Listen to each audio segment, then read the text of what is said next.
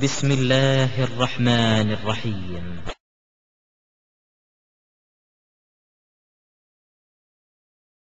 ஏதாவது பொருள் நம்ம வாங்குறோம்னாக்கா அதுக்கு ஒரு முறைக்கு ஜகாத் பண்ண போறோமா இல்ல வருஷம் வருஷம் பண்ணுமா? இல்லாத ஜகாத் எந்த ஸ்டேஜ்ல ஆரம்பிக்குது? அதாவது ஒரு பொருளுக்கு ஒரு முறை கொடுக்க வேணுமா, அது வருஷம் வருஷம் கொடுக்கணுமா அப்படின்னு சொல்றாங்க. ஜகாத்தை பத்தி கிடையாது. ஜகாத் எப்ப இருந்து ஆரம்பிக்குது அப்படின்னு கேட்கறாங்க. பொதுவா ரெண்டாவது கேள்வி ஃபர்ஸ்ட் பதில் சொல்லிடுவோம், அப்பதான் கரெக்டா வரும். நபிகள் நாயகம் ஸல்லல்லாஹு ஒரு ஜகாத் ஒரு மனுஷனுக்கு ஜகாத் எப்போ கடமையாகுன்னு சொன்னா, அவர் தொழுவது நமக்கு கடமை, தொழாகாம நரகத்துக்கு போயிடுவோம், சிறுக்கு வச்சா பாவம் அப்படின்னு சொல்லி மார்க்க கடமையில விளங்கக்கூடிய பருவத்தை அடைந்து விட்டார். பருவ வயதுனா பருவ வயது கிடையாது, ஒரு ஆளு விளங்கக்கூடிய பக்குவம். ஒரு 10 வயசு ஒரு பையன் விளங்க ஆரம்பி மார்க்க கடமை தப்பு இஸ் கரெக்ட் அப்படி விளங்கக்கூடிய பருவத்தை அடைஞ்சிட்டானா. ஒரு ஆள் 25 வயசாகுது, அவர் என்ன செய்யறாரு, அந்த விளங்கக்கூடிய புத்தி சுவாதீனமா இருக்காரு, விளங்கக்கூடிய தன்மை இல்லை, இவருக்கு தொழுகையும் கடமை கிடையாது, எதுவும் கடமை கிடையாது.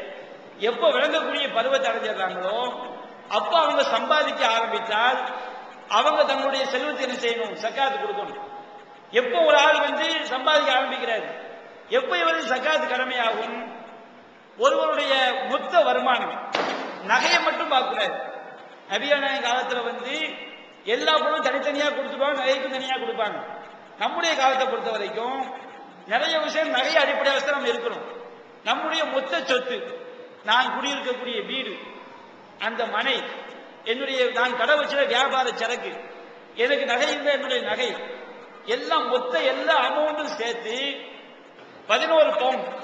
11 பவுன் சொன்னா 87 கிராம் அல்லது 88 கிராம், ஒரு சில 1/2 கிராம் முன்ன பின்ன வரும், அந்த கணக்கு போட்டு முன்ன பின்ன வரும். 11 பவுன் 87 கிராம் ஈக்குவலுக்கு எது வரணும்? நம்முடைய மொத்த சொத்து. நகையை மட்டும் பார்க்க கூடாது. நம்முடைய வீடு, நாம கார் வச்சிருந்தா காரு, நம்ம வியாபாரம் பண்ணக்கூடிய சரக்கு, மத்த எல்லாம் சேர்த்து 11 பவுனுக்கு ஈக்குவல் நம்முடைய மொத்த சொத்து வச்சுக்கிடுங்க. நாம ஜீரோல இருந்து அந்த மொத்த சொத்தும் கொடுக்கணும். நம்முடைய வீட்டுக்கு கொடுக்கணும், நம்முடைய மனைக்கு கொடுக்கணும், நம்முடைய வியாபார சரக்கு கொடுக்கணும், நம்முடைய காரை கொடுக்கணும். 87 கிராம் அளவுக்கு ஈக்குவலா சொன்னா எல்லா பொருளும் என்ன செய்யணும், ஜகாத்து கொடுக்கணும். இப்ப நாம 87 கிராம் நம்ம சொத்து வந்துருச்சு, ஜகாத்து கொடுத்துட்டோம். கொடுத்த பிறகு நமக்கு 1000 ரூபாய் வந்தா கூட அந்த 1000 ரூபாய் ஜகாத்து கடமை. எப்ப 1000 ரூபாய் ஜகாத்து கடமை கிடையாது? 87 கிராமுக்கு நம்ம சொத்து மதிப்பு இருந்தா நீங்க 10,000 ரூபாய் வாங்காம ஜகாத் கடமையாகாது. ஒரு ஆளுக்கு மொத்த சொத்து மதிப்பு 30,000 தான் இருக்குது, இவர் 10,000 ரூபாய் செய்யறாரு, சம்பளம் வாங்குறாரு, இவர் ஜகாத் கடமையாகுமா? ஜகாத் கடமையாகாது. ஒருவருடைய சொத்து மதிப்பு எல்லாம் சேர்த்து 87 கிராம் ஈக்குவலுக்கு என்ன செஞ்சது வந்துடுச்சுன்னா அதுக்கு பிறகு வரக்கூடிய ஒவ்வொரு 1000 வருமானமா வரக்கூடிய ஒவ்வொரு பொருள்கள் செய்யணும், ஜகாத் கொடுக்கணும். இப்ப எனக்கு ஒரு சொத்துடைய மதிப்பு 87 கிராம் இருக்குது, எனக்கு இன்னைக்கு 1000 ரூபாய் வருமானம் வருதுங்களா? 1000 ரூபாய் வருமானம் வந்தால் ஜகாத்துடைய காசை எடுத்து வச்சுட்டு அந்த 1000 ரூபாய் எது வாங்கினாலும் அது பரிசுத்தமானதுதான், அது கொடுக்க வேண்டிய அவசியம் கிடையாது. இப்ப நான் ஒரு மனை வாங்குறேன், ஒரு மனை வாங்கும் போது மனைக்கு 10 லட்சம் ரூபாய் வச்சுக்கிடுங்க. இந்த 10 லட்சம் ரூபாய் 25,000 ரூபாய் ஜகாத்தை கொடுத்துட்டு, ஜகாத்து கொடுக்கப்பட்ட காசு இருக்கு பாருங்க, அந்த காசை நான் செய்யறேன், ஒரு மனை வாங்க. நான் ஒரு வீடு கட்ட போறேன், வீடு கட்டுறதுக்கு 50 லட்சம் ரூபாய் ஆகும். 50 லட்சம் ரூபாய்க்கு ஜகாத்தை கொடுத்துட்டு அந்த காசை என்ன செய்வேன், வீடு கட்டுறேன். ஜகாத் கொடுக்கப்பட்ட காசு வீடு கட்டும் போது அந்த பொருள் திரும்ப கொடுக்க வேண்டிய அவசியம் செய்யாது, கிடையாது. நபிகள் சொல்றாங்க, இன்னல்லாஹ லம் யஃப்ரில் அஸ்-ஸகாத்த இல்லா லிதய்யிப மா பக்கிய மின் அம்வாலிக்கும். அல்லாஹ் உங்கள் ஜகாத்தை எதற்காக கடமையாக்கியிருக்கான்னு சொன்னால், நீங்க ஜகாத் கொடுத்து போக எஞ்சியுள்ள செல்வம் இருக்கா இல்லையா, அந்த செல்வத்தை பரிசுத்தப்படுத்துவதற்காக அல்லாஹ் ஜகாத் கடமையாக்கி இருக்கிறான். இந்த ஆசாரத்தை நபிகள் எப்ப சொல்றாங்க, அதை நம்ம வழங்க சூப்பரா வழங்கணும். நபிகள் எப்ப சொல்றாங்கன்னா, குர்ஆன்ல அல்லாஹ் ஒரு ஆயத்தை இறக்கி வைக்கிறான். எந்த வசனம்? இன்னல்லதீன யக்னிஸுன ஸஹப வல் ஃபில்லா, இவர்கள் தங்கத்தையும் வெள்ளியையும் சேர்த்து வைத்துக் கொண்டு லம் யுன்ஃபிகுஹா ஃபீ ஸபீலில்லாஹ், அது அல்லாஹ்வுடைய பாதையில் செலவு செய்யவில்லை என்று சொன்னால் அந்த தங்கம் வெள்ளி உருக்கப்பட்டு மறுமையினால் அவர்கள் என்ன செய்யப்படும், நெற்றிகளிலும் விழாப்புறங்களிலும் சூடு போடப்படும். அப்படி குர்ஆன் அல்லாஹ் சொல்றான். இந்த ஆயத்துடைய கருத்து என்ன? நாம தங்கம் வெள்ளியை சேர்த்தே வைக்க கூடாது. அந்த ஆயத்து என்ன பேசுது? யாரு தங்கம் வெள்ளியை சேர்த்து வச்சு அல்லாஹ்வுடைய பாதையில் செலவு பண்ணாட்டா அதை உருக்கி அல்லாஹ் சூடு பண்ணுவான். அப்ப என்ன அர்த்தம்? தங்க வெள்ளியை சேர்த்தாலும் செலவு அல்லாஹ்வுடைய பாதையில கொடுத்துடணும், சேர்த்து வைக்கவே கூடாது. கருத்தால் என்ன செஞ்சிருக்கு? அடங்கி இருக்கு. இப்படி அல்லாஹ் ஆயத்து இறக்கணும்னு சஹாபாக்கள்னா ரொம்ப வருத்தத்தை உள்ளாயிடுறாங்க. வருத்தத்துல உள்ளானவன உமர்கிட்ட போய் சொல்றாங்க. உமர் போய், எதுக்கு நீங்க ரொம்ப வருத்தமா இருக்கிறீங்க? எந்த மனுஷன் செல்வத்தை சேர்த்து வைக்க கூடாதுன்னு நினைப்பான்?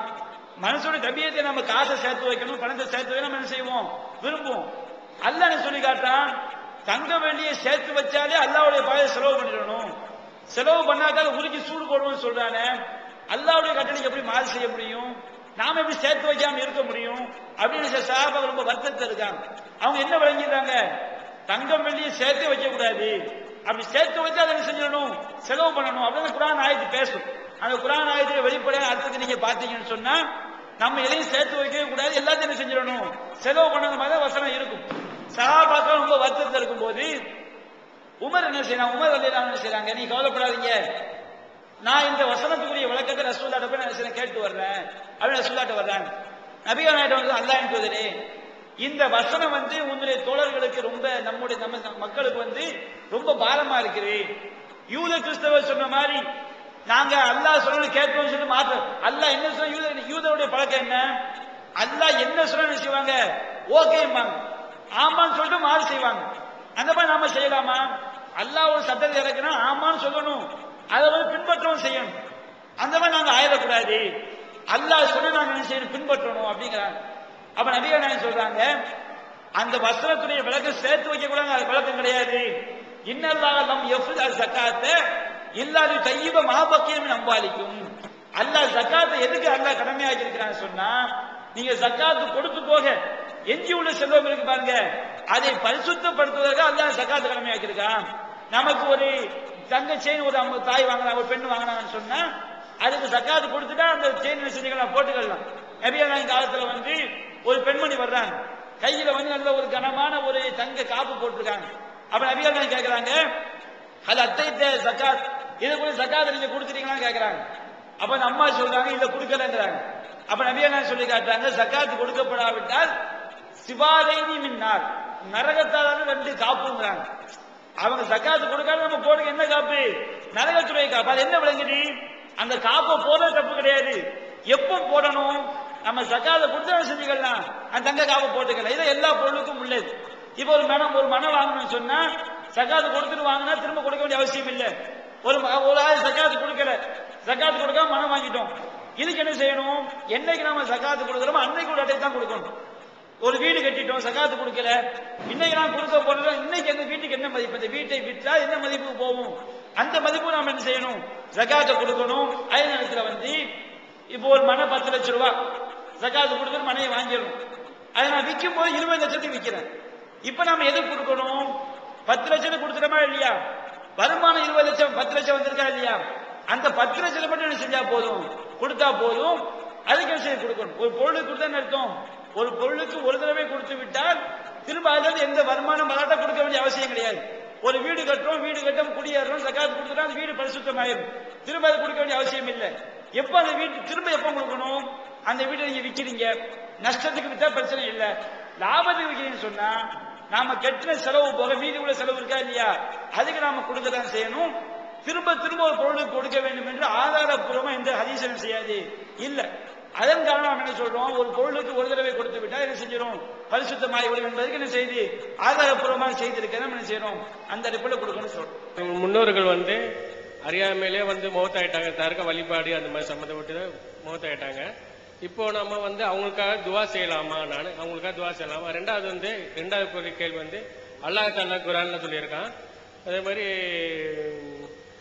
ஒரு மனிதர் விட்டு சென்ற பிறகு அவருடைய அமல்கள் அவருக்கு அல்லாஹ்விடம் ஈஸியா சொர்க்கத்தை நுழைவிற்கு நல்ல பிள்ளைகளின் துவாக்கள் அப்படின்னு சொல்லிட்டு அவருடைய ஒரு மனிதர் விட்டு சென்ற பிறகு அவருடைய அமல்கள் அந்த மாதிரி நல்ல பிள்ளைகளின் துவாக்கள் அப்படின்னு சொல்லிட்டு அல்லாஹ் சொல்லியிருக்கான். இது எனக்கு புரியல. அதாவது அறியாமல் ஷிர்க் செஞ்சா நம்ம அவங்களுக்கு பாவ மன்னிப்பு தேடக்கூடாது. நபிகள் நாயகம் அதாவது பொதுவாக விளங்கியிருக்க இணை வைத்தவங்களுக்கு பாவ மன்னிப்பு தேடக்கூடாது. அது இஸ்லாத்துடைய கடுமையான ஒரு சட்டம். அல்லாஹ் சொல்லி காட்டான், வமாகாதி நபி வல்லதீன ஆமனு யஸ்தக்ஃபிரு முஷ்ரிகீன். நபியாக இருந்தாலும் சரி, ஈமான் கொண்ட யாராக இருந்தாலும் சரி, இணை கற்பித்தவன் செய்யக்கூடாது, பாவ மன்னிப்பு தேடக்கூடாது. வலவுக்கான உளில் குர்பா, அவங்க நெருங்கிய உறவினர்களா இருந்தாலும் சரி, பாப்புவா இருந்தாலும் சரி, உமாவா இருந்தாலும் சரி, இணை வைத்தவர்களே மூத்தாயிட்டாங்கன்னா அவங்க மூத்தாவுக்கு முன்னாடி பாவம் மன்னிப்பு தேட்டா வச்சுடுங்க, அது குற்றம் கிடையாது. மௌத்தாகும் போதே அவங்க இணை வைத்த நம்பிக்கையில மௌத்தாகிறாங்க. தருகாக்கு சக்தி இருக்குது, தாயத்துக்கு சக்தி இருக்குது, மௌலுது உண்மை, இப்படி தப்பான நம்பிக்கையில மௌத்தாகிறாங்க. அவங்க அல்லாஹ் தௌபா செஞ்சாங்கிறது எந்த ஆளாலும் நம்ம வெளிப்படையான சான்று எதுவுமே இல்லை. அப்படி மௌத்தாயிட்டாங்கன்னா அவங்கள நம்ம ஜனாசா சொல்லக்கூடாது, அவங்கள நம்ம பாவ மன்னிப்பு தேடக்கூடாது. இதுக்கு ஏராளமான சான்றுகளை செய்து குர்ஆன்ல அல்லாஹ் சொல்லி காட்டுறான். நபிகள் நாயகம் ஸல்லல்லாஹு அலைஹி வஸல்லம் அவங்களுடைய சிறிய தகப்பனார் அபூ தாலிப் மௌத்தாகிறாங்க. அபூ தாலிப் நபிகள் நாயகத்துக்கு ரொம்ப ரொம்ப உதவி பண்ண ஒரு மனிதர். அவர் மௌத்தானவங்க சொல்றாங்க, எப்படி மௌத்தாகிறாங்க? அவர் மௌத்தாகும் நபிகள் நாயகம் பக்கத்துல போய் உட்கார்றாங்க. யா அம் குல் லா இலாஹ இல்லல்லாஹ், சிறிய தந்தையே லா இலாஹ இல்லல்லாஹ் சொல்லுங்க, உஹாதுலக பிஆஇந்தல்லாஹ், இதை வச்சு அல்லாஹ் தான் என்ன செய்யும் உங்களுக்காண்டி வாதாடுவாங்கிறாங்க. அபூ ஜஹல் பக்கத்துல உட்கார்ந்து சொல்றான், அதர்கப மில்லத்தி அப்துல் முத்தலிப், அப்துல் முத்தலிபுடைய மார்க்கத்தை நீங்க வெறுக்கிறீங்களா? இந்த முகமதுடைய பேச்சை கேட்டு பயந்துருவீங்களா அப்படின்னு சொல்றாரு. அவர் சொல்றார். அப்போ கடைசியில அபூ தாலிப் என்ன பண்ணிடுறாங்க, லா இலாஹ இல்லல்லாஹ் கலிமாவை ஏற்காமலே மௌத்தாயிடுறாங்க. மௌத்தானவனா நபிகள் நாயகத்துக்கு அந்த வேதனை தாங்க முடியல. யாருக்கெல்லாமோ இந்த ஏகத்துவம் கிடைக்குது, இஸ்லாம் கிடைக்குது, நமக்கு ரொம்ப உறுதுணையா இருந்த ரொம்ப உதவி செய்ய நம்முடைய தகப்பனாரே கிடைக்கலையே அப்படிங்கிற ஆதங்கத்தை நம்ம சொல்றாங்க. அஸ்தக்ஃபிரன்ன லக்க மால முழுகான்க, நான் அல்லாஹ் என்ன தடுக்கிற வரைக்கும் நான் உங்களுக்கான செய்ய பாவ மன்னிப்பு தேடுவேன் அப்படிங்கிறாங்க. அப்ப அல்லாஹ் ஆயத்தை இறக்கி வைக்கிறான்.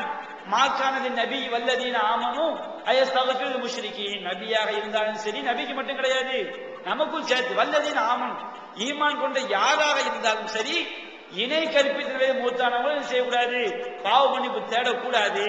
அல்லாஹ் உத்தரவு போட்டாராம். இன்னக்கலா தஹ்தீமன் அஹ்பப்த, நபியே நீர் நாடியோருக்கு நேர்வழி காட்ட முடியாது, வலாக்கின்னல்லா யஹ்தி மன் யஷா, அல்லாஹ் தான் நாடியோருக்கு என்ன செய்வான், நேர்வழி காட்டுவான். அப்ப இந்த ஹதீஸ் நமக்கு என்ன விளங்குது? இணை கற்பித்தலே மூத்தாயிட்டு அவங்களுக்கு பாவ மன்னிப்பு தேடக்கூடாது. இது நிறைய ஹதீஸ்கள் ஆதாரமான செய்தி இருக்குது. இப்ப அவங்க கேள்வி என்ன, அறியாமை காலத்துல தெரியாம என்ன செஞ்சிடறாங்க, சிறுக்குல மௌத்தாயிடுறாங்க, அவங்களும் பாவ மன்னிப்பு தேடலாமா? அவங்களும் தேடக்கூடாது. நபிகள் நாயகம் எத்தனை வயசு நபி ஆகுறாங்க? நபிகள் நாயகம் 40 வயசுல செய்றாங்க நபி ஆகுறாங்க. அவங்க தாயார் எப்ப மௌத்தாகுறாங்க? நபிகள் நாயகம் 5 வயசாலுமே தாயார் என்ன செய்யறாங்க, மௌத்தாகுறாங்க. நபிகள் நாயகம் தகப்பனார் எப்ப மௌத்தாகுறாங்க? நபிகள் நாயகம் தகப்பனார் நபிகள் நாயகம் பிறக்கிறதுக்கு முன்னாடி என்ன செஞ்சிடறாங்க, மௌத்தாயிடுறாங்க. நபிகள் நாயகம் ஸல்லல்லாஹு அலைஹி வஸல்லம் அவங்களுடைய எந்த பிரச்சாரமும் தாயாருக்கு போய் சேரல. நபிகள் நாயகம் எந்த பிரச்சாரமும் தகப்பனாருக்கு போய் செய்யல, சேரல. ஹதீஸ்கள்ல வருது. நபிகள் நாயகம் ஸல்லல்லாஹு அலைஹி வஸல்லம் நிறைய நூல்கள்ல ஆதாரப்பூர்வமான செய்திகள்ல வருது. நபிகள் நாயகம் ஸல்லல்லாஹு அலைஹி வஸல்லம் ஒரு பயணத்துல போறாங்க. ஒரு பயணத்துல போகும்போது அபுவாங்கிற ஒரு இடம் வருது. அந்த இடத்துல தன்னுடைய ஒரு கபருக்கு முன்னாடி உட்கார்ந்து அழுகுறாங்க. சஹாபாக்கள் நபிகள் நாயகம் அல்லாஹ் தெரியும் எதுக்காக நீங்க அழுகுறீங்க? அப்ப நபிகள் நாயகம் காரணம் சொல்றாங்க, இஸ்ததன்து ரப்பி அன் அஸ்தக்ஃபிர லி உம்மி ஃபலம் யதன் லஹு ஃபலம் யதன் லி, என்னுடைய தாயாருக்கு நான் பாவ மன்னிப்பு தேடுவதற்காக அல்லாஹ்விடம் அனுமதி கேட்டேன், அல்லாஹ் எனக்கு என்ன செய்யல, அனுமதி தரவில்லை. ரசூலுல்லாஹ்வுடைய தாயார் எப்ப மௌத்தாகுறாங்க? நபிகள் நாயகம் பின்னாடி தான் அவங்க நபியாகி பிரச்சாரம் தான் பண்றாங்க. அவங்க தாயாருக்கு ஷிர்க்னா என்னன்னே தெரியாது, என்ன தெரியும் அவங்க நமக்கு தெரியல. பிரச்சாரமே இல்லாத காலத்துல என்ன செஞ்சிடறாங்க, அவங்க மௌத்தாயிடுறாங்க. அந்த தாயாருக்கு அல்லாஹ் தடுக்கிறான். அவங்க ஷிர்க்ல மௌத்தாயிட்டாங்களா இல்லையா?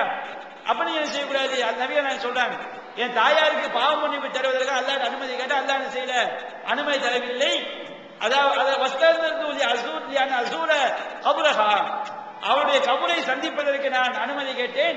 கபரை போய் பார்த்துக்க, தாயார் என்பது கபரை போய் ஜியாரத் பண்ணிக்க. ஆனா யார் என்ன செய்யக்கூடாது, தாயாருக்கு பாவ மன்னிப்பு தரக்கூடாது. நபிகள் சொல்லிட்டு இந்த ஆயத்தை ஓதி காட்டுறாங்க. எந்த ஆயத்து? மாக்கான நபி வல்லதீன ஆமனு அயஸ்தக்ஃபிரு, நபியா இருந்தாலும் சரி, ஈமான் கொண்ட யாராக இருந்தாலும் சரி, தாய்க்கு என்ன செய்ய, இணை கற்பித்தவன் செய்யக்கூடாது, பாவ மன்னிப்பு தேடக்கூடாதுங்கிற வசனத்துக்கு என்ன செய்யறாங்க, ரசூலுல்லாஹ் ஓதி காட்டுறாங்க.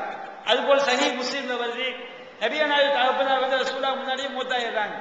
அப்போ ஒரு சஹாபி வர்றார் நபிகள் நாயகத்திட்ட, அல்லாஹ் சொல்றே என்னுடைய தகப்பனார் எங்க இருக்கிறாங்க அப்படின்னு கேட்கிறாங்க. அவர் தகப்பனார் ஜாஹிலியா காலத்துல ஷிர்க்ல மௌத்தானார். அப்போ அவர் சொல்றாரு, நபிகள் நாயகம் சொல்றாங்க, இன்ன அபாக்க பின்னால், உன் தகப்பனார் நரகத்தில் இருக்காங்கிறாங்க. அந்த சாயதி அழுதுகிட்டே போறாங்க. திரும்ப அவரை கூப்பிட்டு சொல்றாங்க, இன்ன அபீப் அபாக்க பின்னால், என்னுடைய தகப்பனாரும் உன்னுடைய தகப்பனார் இங்கதான் இருக்கிறாங்க, நரகத்தினா இருக்கிறாங்க. அப்ப ரசூலுல்லாஹ்வுடைய தகப்பனாரே எங்கதான் போறாங்க, நபிகள் நாயகம் அவங்க அல்லாஹ் இறைவனுக்கு இணை கற்பித்த நிலையில் மௌத்தான காரணத்தினால தன்னுடைய தகப்பனாருக்கு நரக நபிகள் நாயகம் சொல்றாங்க.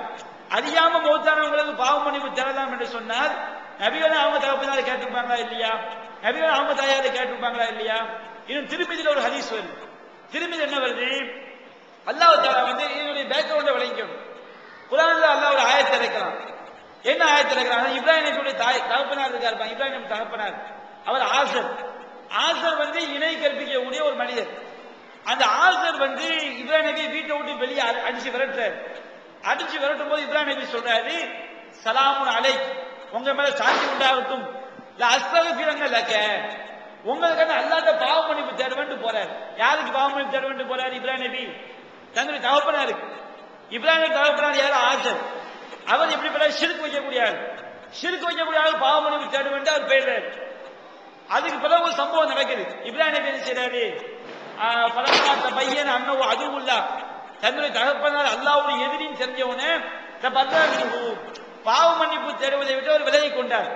அப்படி குர்ஆன்ல ஒரு ஆயத்து வருது. இந்த ஆயத்தை அல்லாஹ் ஃபர்ஸ்ட் இறக்கல. ஃபர்ஸ்ட் என்ன ஆயத்தை அல்லாஹ் இறக்குறான்? இப்ராஹிம் நபி தகப்பனாருக்கு பாவ மன்னிப்பு தேடுவேன்னு சொல்றாரு பாருங்க. அந்த ஆயத்தை மட்டும் பின்னாடி அல்லாஹ் இறக்குறான். எந்த ஆயத்தை இறக்கல? அவர் எதிரின்னு தெரிஞ்சவனே அவர் பாவ மன்னிப்பு தேடுவதை விட்டு விலகி கொண்டார் அப்படிங்கிற ஆயத்தை அல்லாஹ் இறக்கல. அப்ப என்ன நடக்குது? ஒரு சஹாபி தன்னுடைய அறியாமை காலத்துல மூத்தான தன்னுடைய தாயாருக்கோ தகப்பனாருக்கோ போய் பாவ மன்னிப்பு தேடுறாரு கபூஸ்தான்ல போய். அப்ப அலி ரலியல்லாஹு அன்ஹு செய்றாங்க, அவர் கையை பிடிச்சி தடுக்கிறாங்க. ஷிர்க் வச்சாலும் பாவ மன்னிப்பு தேடக்கூடாது. அப்ப சஹாபி சொல்றாரு, இப்ராஹிம் நபி அவங்க வாப்பாவுக்கு பாவ மன்னிப்பு தேடலையா? அப்ப எந்த ஆயத்து மட்டும் இறங்கப்பட்டிருக்கு? இப்ராஹிம் நபி வாப்பா அடிச்சு விரட்டாரு. அடிச்சு விரட்டு சொல்றாரு, சலாமுன் அலைக் அஸ்தக்ஃபிருன்ன லக, உங்க மேல சாந்தி உண்டாகட்டும், உங்களுக்கு பாவ மன்னிப்பு தேடுவேன்னு சொல்றாரு பாருங்க. அது வரைக்கும் ஆயத்து இறங்கிருக்கு. அதுக்கு பிறகு அல்லாஹ் அவரை கண்டிச்சது, அது பாவ மன்னிப்பு தேடாம விலகினது. இந்த ஆயத்து எப்ப இறங்குது?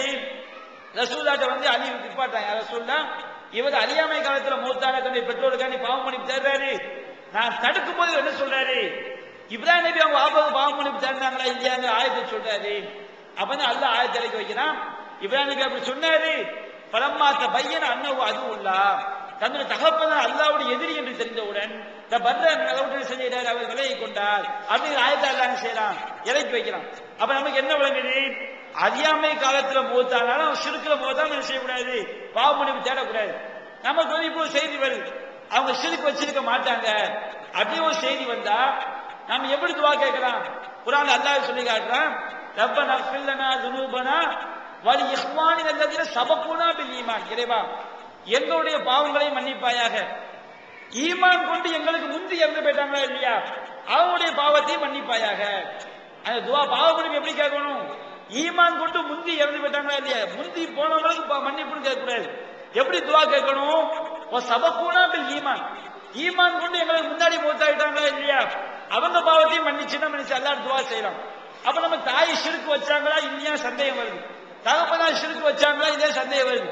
அப்ப நம்ம அல்லாஹ் எப்படி துவா செய்ய? அல்லாஹ் என்னுடைய தகப்பனார் ஈமானோடு மரணித்திருந்தால் அவருடைய பாவத்தை மன்னிச்சிடு. ஈமானோடு மன்னிச்சாலும் பிள்ளை செய்ய துவா அல்லாஹ் கண்டிப்பா ஏத்துக்கிடுவான். ஈமானோடு மரணிச்சிருந்தா அவங்க பாவத்தை மன்னிச்சிடு. என் தாயார் ஈமானோடு மரணிச்சா பாவத்தை மன்னிச்சாம செய்யலாம்.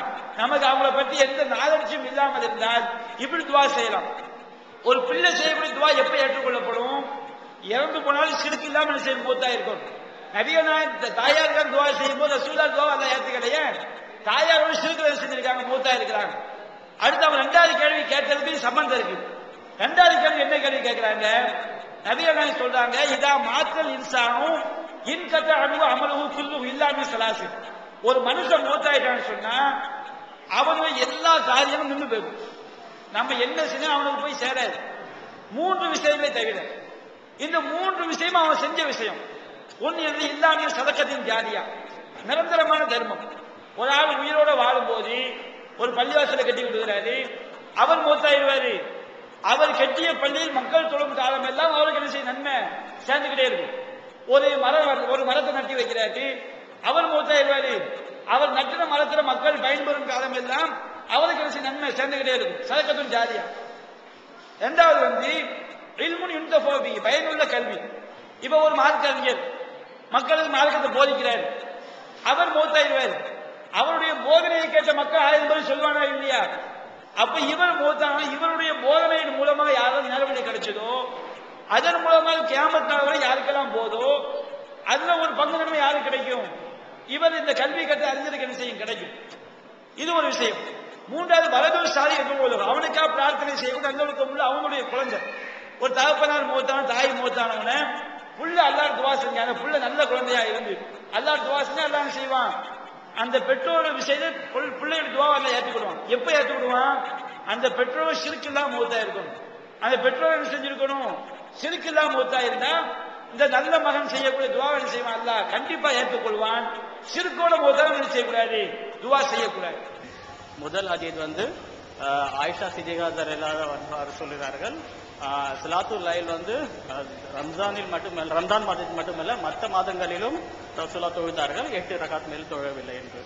இரண்டாவது ஹதீஸ் இது அல் சஹீஹ் புகாரியில் நன்னடத்தை என்ற அதிகாரத்தில் வருகின்றது. இரண்டாவது ஹதீஸ் அல் சஹீஹ் புகாரியில் நன்னடத்தை குட் மேனர்ஸ் என்ற அதிகாரத்தில் வருகிறது. அந்த ஹதீஸில் என்ன அசாபாக்கள் மஸ்ஜிது நபவியில் ஜமாத்தாக தொழுவதற்காக அமர்ந்திருக்கிறார்கள். நபி ஸல்லல்லாஹு அலைஹி வஸல்லம் அவர்கள் வந்து வீட்டிலிருந்து வரவில்லை. அவர் காத்திருந்து 3 கற்களை அவர்களுடைய கதவில் அடிக்கின்றார்கள் அவர் வருவதற்காக. நபி ஸல்லல்லாஹு அலைஹி வஸல்லம் கோபமாக வெளியிலே வந்து இந்த ஸலாத்துல் லைல் வந்து ஜமாத்தோட தொழுகிற தேவையில்லை, உங்களுடைய நான் மிக அறிந்தவன், வீட்டில் போய் தொழுங்கள் என்று சொல்றார்கள். இந்த 2 ஹதீஸின் அடிப்படையில் நான் கேட்க வேண்டிய 3 வினாக்கள் என்னவென்றால், நாங்கள் சம்பிரதாயமாக வருடம் ஜமாத்தாக தொழுவது பிதத்தாகாதா? இரண்டாவது, இந்த ஸலாத்துல் லைல் மட்டுமல்ல வாஜிபித்தர் தொழுகையும் நாங்கள் தொழுவது பிதத்தாகாதா? இது ஏன் நாங்கள் ரம்ஜான் மாதத்தில் மட்டும் கடைபிடிக்கிறோம், மற்ற மாதத்தில் ஏன் கடைபிடிக்கவில்லை? மூன்றாவது என்னுடைய கொஸ்டின் வந்து 8 ரகாத்தையும் முழு குர்ஆனையும் நாங்கள் வருடம் ஓதுகிறோம். இது நபி கற்றுத்தராத ஒரு வழிமுறை, இதுவும் பிதத்தாகாதா? ஒரு மசாயில் சம்பந்தமா பல கேள்வி செஞ்சிருக்காங்க, சொல்லியிருக்கிறாங்க. அதாவது என்ன கொஸ்டின் கேட்கிறாங்கன்னு சொன்னா, இரவு தொழுகை இருக்கு. இரவு தொழுகை வந்து நபிகள் நாயகம் ஸல்லல்லாஹு அலைஹி வஸல்லம் வந்து சஹாபாக்கள் தொழுக வரும்போது உங்க வீடுகளில் நீங்க செஞ்சுக்கிறீங்க, தொழுதுக்கிறீங்க. கடமை இல்லாத தொழுகை சுன்னத்தான் தொழுகைகளை வந்து வீடுகளில் தொழுவதுதான் சிறந்தது அப்படின்னு நபிகள் நாயகம் சொல்றாங்க. இப்படி இருக்கும்போது நாம வந்து ஜமாத்தா நாம தொழுகிறோமே அப்படின்னு சொல்லி செய்றாங்க, கேள்வி கேட்கிறாங்க. பொதுவா வந்து நபிகள் நாயகம் ஸல்லல்லாஹு அலைஹி வஸல்லம் அவங்க இரவு தொழுகை வீடுகளில் தொழுவது சுன்னத்தான் தொழுகைகளை வீடு தொழுவது சிறந்ததுன்னு சொன்னாங்க. அதே நேரத்தில் ஜமாத்தா தொழுவது தப்பு என்ற சொல்லல.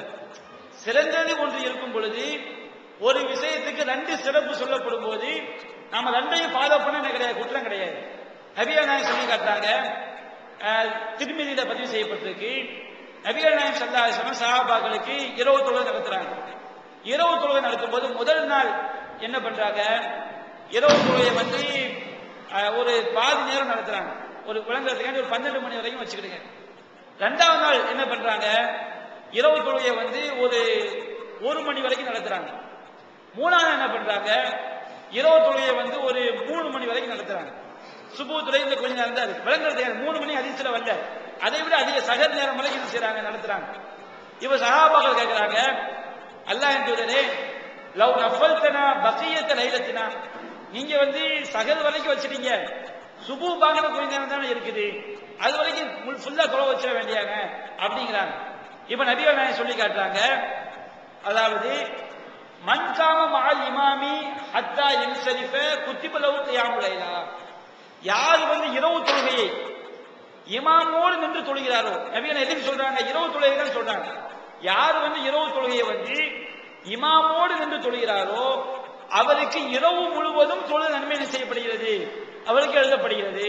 அது நபிகள் சொல்லி காட்டுறாங்க. அப்ப நபிகள் இரவு தொழுகையை வந்து வீட்டு தொழுவது சிறந்ததுன்னு சொல்றாங்க. இரவு தொழுகை ஜமாத்தோடு நின்று தொழுவது எனக்கு என்ன செய்ய நன்மை செய்யறாங்க சொல்லி காட்டுறாங்க.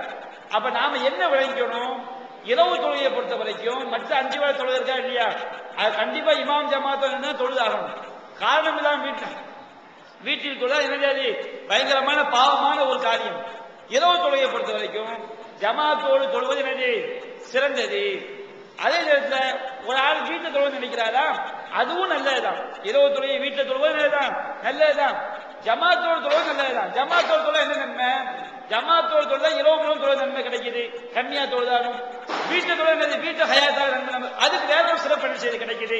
அப்ப ரெண்டுக்குமே சிறப்பு இருக்கிறாங்க செய்யுது.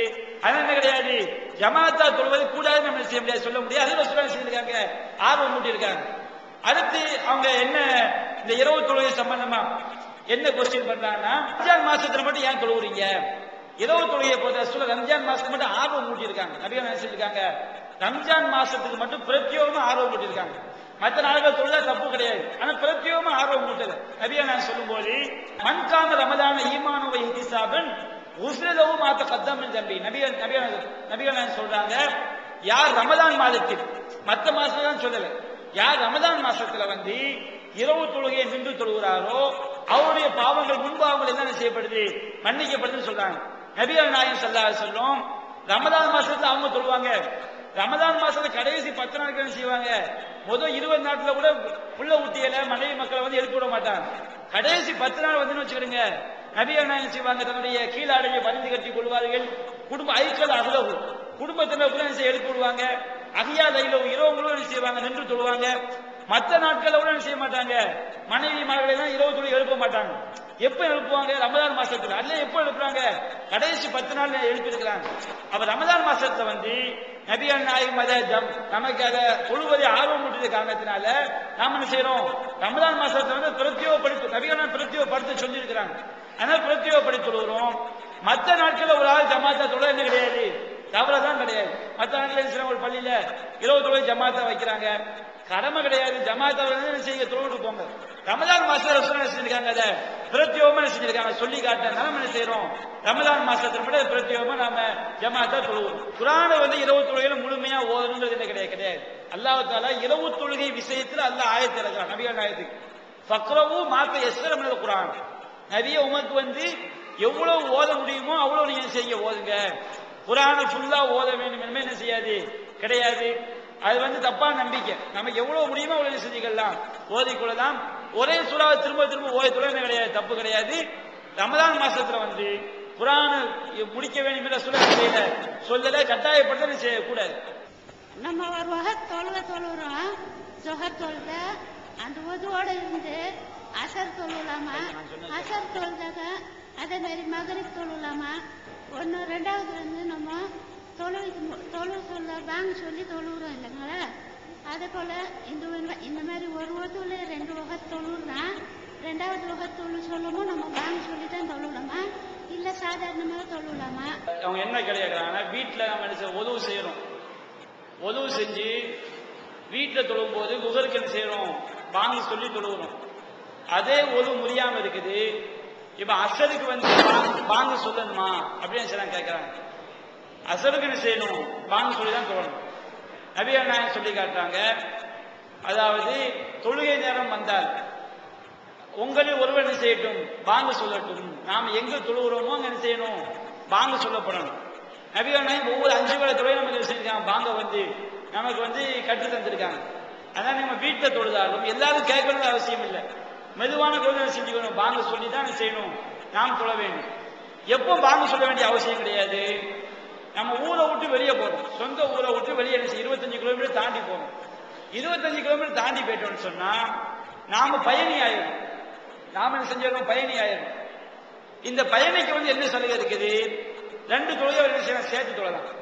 இப்ப நான் பிரயாணம் போறேன்னு சொன்னா லுகர் வக்து வந்துருச்சு, லுகர் வக்து வந்தப்ப நான் பயணம் போறேன்னு வச்சுக்கிட்டுங்க, நான் லுகரையும் அசரையும் சேர்த்து தொழுவிட்டு என்ன செய்யலாம், பயணம் போறேன். அது அசல் வக்து என்ன செஞ்சுக்கலாம், லுகரையும் அசரையும் சேர்த்து தொழுதுக்கலாம். இது மார்க்கம் நமக்கு வழங்கக்கூடிய சலுகை, பயணிக்கு வழங்கக்கூடிய சலுகை. அந்த மாதிரி பயணத்தில் செல்லக்கூடியவர்கள் ஒரு பாங்கு சொல்லி 2 இக்காம சொல்லி ஒரு பாங்கு சொல்லுவோம். ஃபர்ஸ்ட் இக்காம சொல்லி லுகரை தொழுவோம், திரும்ப பாங்கு சொல்ல வேண்டிய அவசியம் இல்லை. திரும்ப இக்காமத்து சொல்லி செஞ்சா போதும், அசர தொழுதா போதும். ஊர்ல இருக்கும் போது நாம் என்ன செய்யறோம், லுகருக்கு பாங்க சொல்லி வீட்டை தொழுதோம்னா திரும்ப அசர் வக்து வந்து என்ன செய்யணும், அசருக்கு நம்ம பாங்க சொல்லி தான் என்ன செய்ய வேண்டும், தொழ வேண்டும். அஸ்ஸலாமு அலைக்கும். குர்ஆன்ல வந்து அல்லாஹ் வந்து ஆம்பளைங்க வந்து 4 மனம் முடிச்சுக்கலாம் நல்லா சொல்றான். நபிகள் நாயகம் மட்டும் 11 மனைவி மணந்து கொண்டாரு. இது மாற்றமா இருக்கு குர்ஆனுக்கு. அதாவது அவங்க என்ன கொஸ்டின் பண்றாங்கன்னா, குர்ஆன்ல வந்து நாம எல்லாம் பன்ஃபிஹு மா தாபலக்கும் மினன் நிசாயி மஸ்னா வ சுலாச ரூபா, உங்களுக்கு மனதுக்கு விரும்பிய பெண்களை வந்து 2 3 நன்னாங்க செஞ்சுக்கிடுங்க, திருமணம் முடிச்சு கொள்ளுங்க. நமக்கு வந்து 4 மேல ஒரு நேரத்துல ஒரு முஸ்லீம் என்ன செய்யக்கூடாது, 4 மனைவிக்கு மேல கல்யாணம் பண்ணக்கூடாது. நபிகள் நாயகத்துக்கு மட்டும் அதிகமா பண்ணியிருக்காங்கல்ல, இது குர்ஆனுக்கு மாற்றமா இருக்குன்னு கேட்கிறேன். குர்ஆனுக்கு மாற்றம் கிடையாது. அதே குர்ஆன்ல தான் அல்லாஹ் என்ன செய்யறான், நபிகள் நாயகத்துக்கு தனி சட்டம் அல்லாஹ் சொல்றான். நமக்கு எல்லாம் என்ன குர்ஆன்ல தான் வருது. நபிகள் நாயகம் மட்டும் என்ன செஞ்சுக்கலாம், அதிகமான மனைவிமார்களை வந்து அவங்க திருமணம் முடித்துக் கொள்ளலாம். அவங்களுக்கு ஒரு பெண்ணு வந்து தன்மையை அன்பளிப்பா நபிகள் நாயகத்தை ஒப்படைச்சா அவங்க செஞ்சுக்கலாம், அவங்க திருமணம் முடித்துக் கொள்ளலாம். அப்படி குர்ஆன்ல அல்லாஹ் என்ன செய்யறான் சொல்லி காட்டுறான். சில சட்டங்கள் நபிகள் நாயகத்துக்கு மட்டும் என்ன செய்யப்பட்டிருக்கு, பிரத்யோகமா சொல்லப்பட்டது. என்ன சட்டங்கள்? நாம எல்லாம் தர்ம கூட நாம சாப்பிட்டுக்கலாம், தர்மமா கிடைச்சா. நபிகள் நாயகம் என்ன செய்யக்கூடாது, அவங்க எவ்வளவு வறுமையில வாழ்ந்தா அவங்க என்ன செய்யக்கூடாது, தர்ம போலவும் சாப்பிடக்கூடாது. அந்த மாதிரி நபிகள் நாயகம் ஸல்லல்லாஹு அலைஹி வஸல்லம் உயிரோடு வாழும்போது அவங்க தொலை வைக்காம எந்த ஜனாசாவும் செய்யக்கூடாது, அடக்கம் பண்ணக்கூடாது. இது நபிகள் நாயகத்துக்கு பிரத்யோகமா சில சட்டங்கள் என்ன இருக்குது. அந்த பிரத்யோக சட்டங்கள ஒரு சட்டம் எது, நபிகள் நாயகத்துக்கு மட்டும் அல்லாஹ் செஞ்சிருக்கான். குர்ஆன்ல சிறப்பான அனுமதி அல்லாஹ் செஞ்சிருக்கான். அவங்க 4 மனைவிமார்களுக்கு மேல வந்து திருமணம் முடித்துக் கொள்ளலாம் என்று அல்லாஹ் அனுமதி கொடுத்திருக்கிறான். அதாவது குர்ஆனுக்கு முரண்பட்டது கிடையாது. ஏன் இந்த அனுமதி? அதை நாம் அறிவு ரீதியா செஞ்சு பார்த்தா நபிகள் நாயகம் அப்படி கொடுத்தாதான் கரெக்ட். நபிகள் நாயகத்துடைய லக்கது கானலக்கும் ஃபீ ரசூலில்லாஹி உஸ்வத்துன் ஹஸனா, நபிகள் நாயகத்துல வந்து உங்களுக்கு அழகிய முன்மாதிரின்னு அல்லாஹ் என்ன செய்யறான் சொல்லி காட்டுறான். அழகிய முன்மாதிரின்னு சொன்னால் நபிகள் நாயகத்துடைய ஒவ்வொரு அசைவும் நமக்கு மார்க்கம். நபிகள் நாயகம் மனைவிமார்கள் எப்படி நடந்துக்கிட்டாங்க அது நமக்கு மார்க்கம். நபிகள் நாயகம் வீட்டில் எப்படி நடந்துக்கிட்டாங்க அது நமக்கு மார்க்கம். நபிகள் நாயகத்துடைய வெளிப்புற வாழ்க்கையை நமக்கு சொல்றதுக்கு லட்சக்கணக்கான சஹாபாக்கள் இருக்கிறாங்க. அவங்க வெளிப்புற வாழ்க்கை நமக்கு என்ன செஞ்சிருவாங்க, சொல்லிடுவாங்க. நபிகள் நாயகத்துடைய குடும்ப வாழ்க்கையை போய் சொல்றதுக்கு அவ்வளவு காலம் என்ன செய்யாது. நபிகள் நாயகத்துடைய குடும்ப வாழ்க்கை கூட பலராக தான் என்ன செய்ய முடியும், அறிய முடியும். அப்ப நபிகள் நாயகத்துடைய ஒவ்வொரு செயலும் மார்க்கம் எனும் போது அவங்களுக்கு அல்லாஹ் அதிகமான மனைவிமார்களை திருமணம் செய்ய அனுமதி கொடுத்தா தான் அந்த மனைவிமார்கள் மூலமா என்ன செய்ய ரசூலுல்லாஹ் குடும்ப வாழ்க்கை எப்படி நடந்துக்கிட்டாங்க, மனைவிமார்கள் எப்படி நடந்துக்கிட்டாங்க என்பது நமக்கு என்ன செய்யும் தெரிய வரும். அந்த அளவு நபிகள் நாயகத்துடைய குடும்ப வாழ்க்கை எப்படி மனைவிமார்கள் நமக்கு என்ன செய்யறாங்க, ஏராளமான தகவலை நமக்கு சொல்லி தர்றாங்க. நம்ம வாழ்க்கை என்ன செய்ய முடியும், பின்பற்ற முடியுது. அந்த ஒரு அடிப்படையில வந்து நபிகள் நாயகத்தை அல்லாஹ் என்ன செஞ்சிருக்கான், அவங்களுடைய குடும்ப வாழ்க்கை நமக்கு மார்க்கம் என்ற காரணத்தினால அதை பற்றி நமக்கு போதிப்பதை எடுத்து சொல்வதற்காக அதிகமான பெண்களை வந்து திருமணம் செய்வதற்கு நபிகள் நாயகத்தை அனுமதி கொடுத்திருக்கு. இஸ்லாத்துல பிரிவினை உண்டாக்குவது ஹராம், முஸ்லிம்களுக்குள்ள பிரிவினை உண்டாக்குவது ஹராம். இப்போ அப்படி இருக்கும்போது இப்போ நிறைய பிரிவினை முஸ்லிம்களுக்குள்ளேயே இருக்கு, அது ஒரு பக்கம் இருக்கட்டும். இப்போ இந்த தௌஹீத் ஜமாத் அப்படிங்கிறது இதுவே இப்போ இந்த தௌஹீத் ஜமாத் ஒரு இறைவனை வணங்குறதுக்கு அல்லாஹ் ரப்பல் ஆலமீன் அவர் தூதர் ஸல்லல்லாஹு அலைஹி வஸல்லம் வந்து முஸ்லிம்கள் அப்படின்னு சொல்லியிருக்கான். அப்படி இருக்கும்போது என்ன தௌஹீத் ஜமாத் அப்படின்னு தனியா இதுவே ஒரு பிரிவினை உண்டாக்குற மாதிரி இருக்குல்ல? எல்லா முஸ்லிம்களுமே ஒரு இறைவனை வணங்கணும்னு குர்ஆன் சொல்லுது. எல்லாரும் அப்படித்தான் வணங்கிட்டு இருக்கிறாங்க. அது அப்புறம் அப்படி இருக்கும்போது எதுக்கு நீங்க மட்டும் ஏன் தௌஹீத் ஜமாத்னு பேர் வச்சுக்கிறீங்க அப்படின்னு நினைச்சாங்க, கேள்வி கேட்கிறாங்க.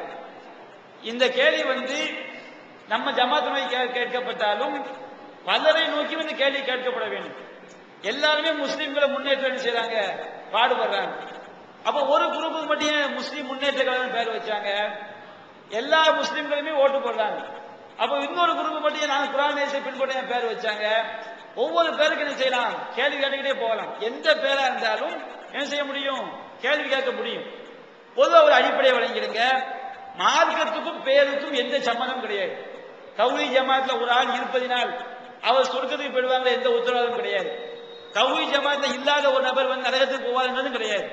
யாரெல்லாம் குர்ஆன் சுன்னா அடிப்படை நடக்கிறாங்களோ அவன் கண்டிப்பா என்ன செய்வாங்க, அல்லாஹ்வுடைய நாட்ட பிரகாரம் சொர்க்கத்துக்கு போகத்தான் செய்வாங்க. அப்ப தௌஹீத் ஜமாத்துக்கு ஏன் பேர் வைக்கிறோம், எதுக்கு இந்த பேர் வச்சு அதுக்கு மாவட்ட தலைவர் கிளை தலைவர் இப்படிலாம் எதுக்கு நாம உண்டாக்குறோம்னு சொன்னா, இந்த சத்திய கொள்கையை வந்து மக்கள் மத்தியில் கொண்டு போறதுக்காக. அவங்க சொன்ன மாதிரி எல்லா முஸ்லிம்களும் ஒரு இறைவனை என்ன செய்யல, வணங்கல. முஸ்லிம்கள் பெயர் தாங்கிய அதிகமா என்ன இருக்கிறாங்க. ஒரு இறைவனை வணங்குறதா இருந்தா தர்கா வழிபாடு வருமா?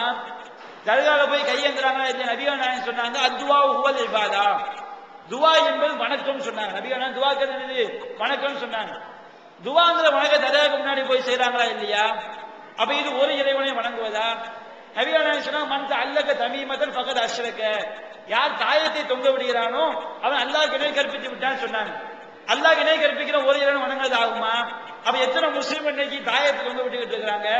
நபிகள் நாயகம் சொன்னாங்க, மன்னாத்தா காஹினன் அவ் அர்ராஃபன் ஃபஸத்தகு பிமா யகூல் ஃபகத் கஃபர பிமா உன்சில அலா முஹம்மது ஸல்லல்லாஹு அலைஹி வஸல்லம். எவன் ஒருவன் ஜோசியம் பார்ப்பவன் குறிகால் என்று போய் அவன் சொல்வதை உண்மை என்று நம்பினால் அவன் நபிகள் நாயகத்தில் இறக்கப்பட்ட வேதத்தை மறுத்து விட்டான், அவன் இஸ்லாத்தை விட்டு வெளியே போயிட்டான். அந்த கருத்தை நபிகள் நாயகம் சொல்லி காட்டுறாங்க. எத்தனை முஸ்லிம்கள் வந்து ஜோசியம் பார்க்கறாங்க, பால்கிதா பார்க்கறாங்க, நல்ல நேரம் கெட்ட நேரம் பார்க்கறாங்க. அத்தீரத்து ஷிர்குன், சவுனம் பார்ப்பது, நல்ல நேரம் கெட்ட நேரம் பார்ப்பது ஷிர்கு. நபிகள் நாயகம் சொல்லி காட்டுறாங்க. முஸ்லிம் என்று பெயர் வைத்துக் கொண்டு எவ்வளவு மக்கள் இந்த ஷிர்கான காரியத்தை என்ன செய்றாங்க, செய்து கொண்டிருக்கிறாங்க. இன்னும் சொல்லிக்கொண்டே போகலாம். பல விதங்கள் என்ன செய்து இணை கற்பிக்கக்கூடிய காரியங்கள் வந்து இஸ்லாமிய பெயர்கள் இஸ்லாமிய சமுதாயம் இருக்கிறாங்க, முஸ்லிம்களா இருக்கிறாங்க. உண்மையான ஓரிரை கொள்கை இருக்குதா? உண்மையான ஓரிரை கொள்கை சரி எல்லா முஸ்லிம் மக்களும் இல்ல. அப்ப இந்த உண்மையான ஓரிரை கொள்கையின் பக்கம் இஸ்லாமிய சமுதாய மக்களை ஒன்று திரட்ட வேண்டும். எப்படி ஒன்று திரட்ட முடியும்? அந்த கொள்கையை வந்து இப்ப நான் கடைநல்லூர்ல இருக்கிறேன்.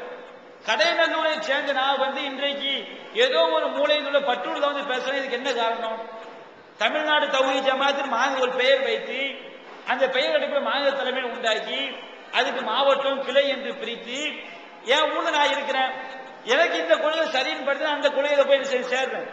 இப்ப நான் சேரும் போது எல்லாரும் ஒரு இயக்கத்துக்குள்ள வரும்போது யார் யார் இந்த கொள்கையை பிரச்சாரம் பண்றவங்க, யார் யார் இந்த கொள்கையை ஆதரிக்கிறவங்க என்று செய்யும். இந்த கொள்கைக்கு ஒரு பாதிப்பு வந்து அதுக்கு எதிராக குரல் கொடுக்க முடியும், அதுக்கு எதிராக செய்ய முடியும். இப்ப இந்த ஜமாத்துங்கிற ஒரு பேர்ல வந்ததுனாலதான் கடைநல்லூர்ல நாங்க இங்க வர்றேன். இங்க இருந்து ஒரு ஆள் செய்யறாரு, இன்னொரு ஊருக்கு போய் பயன் பண்றாரு. ஒரு இயக்க பேர்ல இருந்தாலும் வச்சுக்கிறீங்க, இப்படி வர முடியுமா? இந்த மாதிரி நிகழ்ச்சி ஏற்படுத்த முடியுமா? நான் எங்க ஊர்ல 2 பேர் சொல்லிட்டு போவேன், இன்னொரு அவருக்கு 2 பேர் சொல்லிட்டு போவாரு. உள்கணம் செய்யாது, வளராது. ஒரு பாதிப்பு ஏற்படும் போது ஒட்டுமொத்த மக்களும் ஒன்று திரண்டு ஏதோ ஒரு ஊர்ல ஒரு கொள்கையை பின்பற்றக்கூடிய பாதிப்பு வருதா? எல்லா மக்களும் ஒன்று திரளும் போது அவனுடைய பாதிப்பு என்ன செய்து குறைக்கப்படுது. அவனுக்கு கிடைக்கப்பட்ட அநீதிக்கு எதிரான குரல் கொடுக்கப்படுது. இந்த மாதிரி நன்மையிடம் ஜமாத்தை தேவை. ஜமாத் என்பது நாம கொள்கையை மக்கள் மத்தியில் சொல்லணும். இந்த கொள்கை எப்ப ஈஸியா சொல்ல முடியும்? ஒரு பெயருக்கு ஒன்று திரளும் போது என்ன செய்ய முடியும்? ஈஸியா சொல்ல முடியுங்கிற அடிப்படை என்ன செய்யறோம்? ஜமாத்தில் வச்சு அதுக்கு பேர் எல்லாம் உண்டாக்குறமே தவிர இந்த பேர் வச்சாலும் சொர்க்கங்கிற அடிப்படை செய்யாது. நம்ம இந்த பேரை வைக்கல. அடுத்து ஒற்றுமை வந்து முஸ்லிம்கள் மத்தியில் ஒற்றுமையை பிரிக்க கூடாது, அது வந்து ஹராம் தானே அப்படிங்கிறாங்க. முஸ்லிம்களுக்கு மத்தியில் ஒற்றுமையை பிரிக்க கூடாது. ஒரு ஆள் 2 முஸ்லீம் 2 பேர் இருக்கிறாங்க, அவங்களை மூட்டி விட்டு சண்டை விட்டாங்க, அது தப்பு. ஆனா அதே நேரத்தில் மக்கள் செய்யக்கூடிய பாவமான காரியங்களை சொல்வதனால் பகைமை ஏற்படுதுன்னா கண்டிப்பா அவசியம். அதெல்லாம் பார்க்கக்கூடாது. அல்லாஹ் குர்ஆன் சொல்லி காட்டுறான், வஅதஸிமு பிஹபிலில்லாஹி ஜமீஆ, அல்லாஹ்வுடைய கயிற்றை எல்லாம் பற்றி பிடித்துக் கொள்ளுங்கள். அல்லாஹ் ஒற்றுமையா இருங்கன்னு சொல்லல. அல்லாஹ் சொல்றான், அல்லாஹ்வுடைய கயிற்றை எல்லாரும் போய் பிடிங்க. எல்லாம் எதை போய் பிடிக்கணும்? அல்லாஹ்வுடைய கயிற்றை போய் பிடிக்கணும். இவங்க எந்த ஒற்றுமையை சொல்றாங்க? ஒரு ஊர்ல வட்டி வாங்குவாங்க, அந்த ஊர்ல வட்டியை போய் பேசினா செய்யும், எதிர்ப்பு வரும். ஊர் ரெண்டா பிரபலமா இல்லையா? அப்ப எங்க வட்டியை பத்தி பேசாத, ஊர் ஒற்றுமையா இருக்கட்டும்.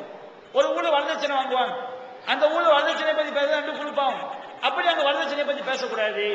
ஒரு ஊர்ல தர்கா வழிபாடு பண்ணுவாங்க, ஒரு ஊர்ல மௌலூத் ஓதுவாங்க, ஒரு ஊர்ல தாயத்து போடுவாங்க. எவன் எந்த தப்பு செய்யறானோ அதை போய் சொன்னா பிளவு ஏற்படத்தான் செய்யும். ஜமாத் நம்ம தௌஹீத் ஜமாத் எதிர்க்கிறதுக்காண்டி வட்டி வாங்குறவன முத்தவலியா தூக்கி போடுவாங்க, வரதட்சணை வாங்குறவன ஜமாத் பொறுப்பாக தூக்கி போடுவாங்க. ஏன்டா வட்டி வாங்குற முத்தவலியா போட்டேன்னு கேட்டா அங்க சண்டை வரத்தானே செய்யும். அதனால வட்டி வாங்குறவங்க தப்பு செய்யறவங்க தப்பு செய்யலாமா? தவறை சொல்வதனால் பிளவு ஏற்படும் என்றால் அந்த பிளவுக்கு காரணம் யார்? அல்லாஹ் தான் காரணம். ஏன்னா அல்லாஹ் சொல்லி காட்டுறான், இப்ராஹிம் நபி சமுதாயம் ஒற்றுமையா இருந்தாங்க. இப்ராஹிம் நபி சமுதாயம் இருக்காங்களா இல்லையா? அவங்க ஒற்றுமையா இருந்தாங்க. இப்ராஹிம் நபி என்ன செஞ்சாரு? அங்க போய் அல்லாஹ்வை தான் வணங்கணும்னு சொன்னாங்களா? அந்த ஊர் 2ஆ பிரிஞ்சிருச்சு. இப்ப அல்லாஹ் சொல்லி காட்டுறான், லகத் கான லக்கும் உஸ்வத்துன் ஹஸனத்துன் ஃபீ இப்ராஹீம வல்லதீன மஅஹு. இப்ராஹிம் நபியிடமும் அந்த இப்ராஹிம் நபியோட இருந்தாங்களா இல்லையா? அவங்க மனைவி ஹாஜர் அலைஹிஸ்ஸலாம், இஸ்மாயில் நபி, இஸ்ஹாக் நபி, இவங்கள்ட்ட உங்களுக்கு முன்மாதிரி இருக்குது. என்ன முன்மாதிரி? முன்மாதிரி அவங்க சொன்ன மாதிரி நடக்கணும். இது காலூலி கௌமியும் இன்னா புராவு மின்கும் மிம்மா தஅபுதுன மின் துனில்லாஹ்.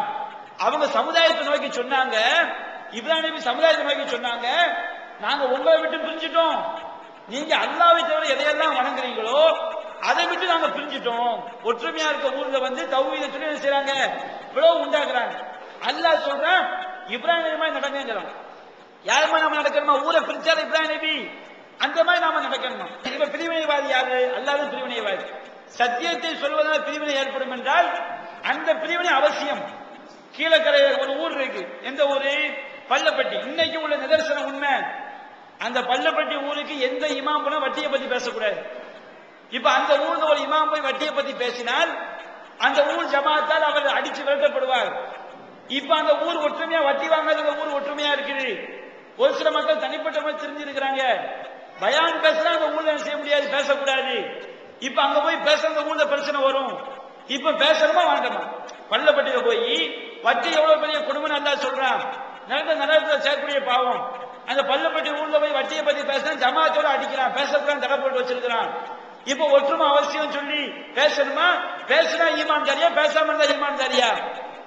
லூத்து சமுதாய மக்கள் தப்பான காரியம் பண்றது ஒற்றுமையா இருந்தாங்க. லூத்து நபி சமுதாய மக்கள் லூத்து நபி போய் இப்படி செய்யாதீங்கப்பா அப்படின்னு சொன்னாங்க, பிரச்சனை வந்துச்சு. இப்ப லூத்து நபி செஞ்சது ஒற்றுமையை கெடுக்கிறதா? மதிய நகரவாசி அளவு நிலையில மோசடி பண்ணாங்க, மக்களை ஏமாத்துறாங்க. ஷுவைப் நபி போய் சொன்னாரு, அளவு நிலையில மோசடி பண்ணாங்கப்பா, செய்யாதீங்க. ஒற்றுமையா மோசடி பண்ணவங்க மத்தியில் பிரிவினை வந்துச்சு. தப்பு செய்யா தப்பு செய்யறவன் இவன் ஷுவைப் நபி வந்து பிரிவினைவாதியா? எல்லா சமம் தப்பு நடக்கும் போய் சொன்னாலும் சரி, பிரிவினை ஏற்படத்தான் செய்யும். அதை பிரிவினை என்று சொன்னால் அந்த பிரிவினை அவசியம். நபிகள் நாயகத்தை அபூஜர் என்று சொன்னா, நபிகள் நாயகத்தை பற்றி அபூஜர் சொல்லும் போது அபூ தாலிப் முறையிடுறாங்க. முகமது ஸல்லல்லாஹு அலைஹி வஸல்லம் அவர்கள் அவன் சொல்லும் போது ஸல்லல்லாஹு சொல்ல மாட்டான். முகமது என்ன செஞ்சாரு? நம்ம இளைஞர்களை முட்டாளாக்கிட்டாரு, நம்முடைய மூதாதைகளை திட்டுறாரு. ஃபர்ரக ஜமாஅத்தனா, அபூஜர் பயன்படுத்தின வாசம். ஃபர்ரக ஜமாஅத்தனா, நம்முடைய ஜமாஅத்தை செஞ்சாரு. இந்த முகமது பல ஊரா பிளந்துட்டாரு. ரசூலா பிரிவினைவாதியா? மக்கள் சிலையை வணங்கிட்டு ஒற்றுமையா இருந்தாங்க. குறைஷியரை மாதிரி ஒற்றுமை காட்ட முடியுமா? இன்னொரு குறைஷிக்கு பாதிப்பு வந்தா கொலை பண்ணாம இருக்க மாட்டாங்க. இன்னொரு குறைஷி வந்து தப்பு செஞ்சுட்டாரு, அவன் அநியாயமே பண்ணிட்டோம், அநியாயம் பண்ணாலும் அவன் மேல கையை வச்சு செய்வான், எதிரே போய் கொலை பண்ணிட்டு வந்துருவாங்க. அந்த மாதிரி ஒற்றுமை ஜாகிலியா காலத்துல இருந்தாங்களா இல்லையா குறைஷி சமுதாயம்? அந்த மாதிரி ஒற்றுமை பண்ணி பார்க்க முடியாது.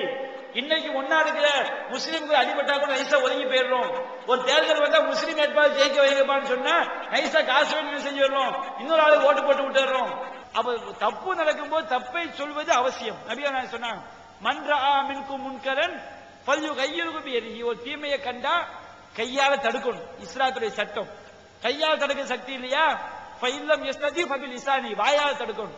ஃபைல்லம் யஸ்ததி ஃபபி கல்பிஹி, அதுக்கு சக்தியான உள்ளத்தால வெறுத்து ஒதுங்கணும். இந்த உள்ளத்தால வெறுத்து ஒதுங்குறமே ஜாலிக்கு அல்லாஹ்வுல் ஈமான். இதான் ஈமான் ரொம்ப ரொம்ப ரொம்ப கம்மியான நிலை.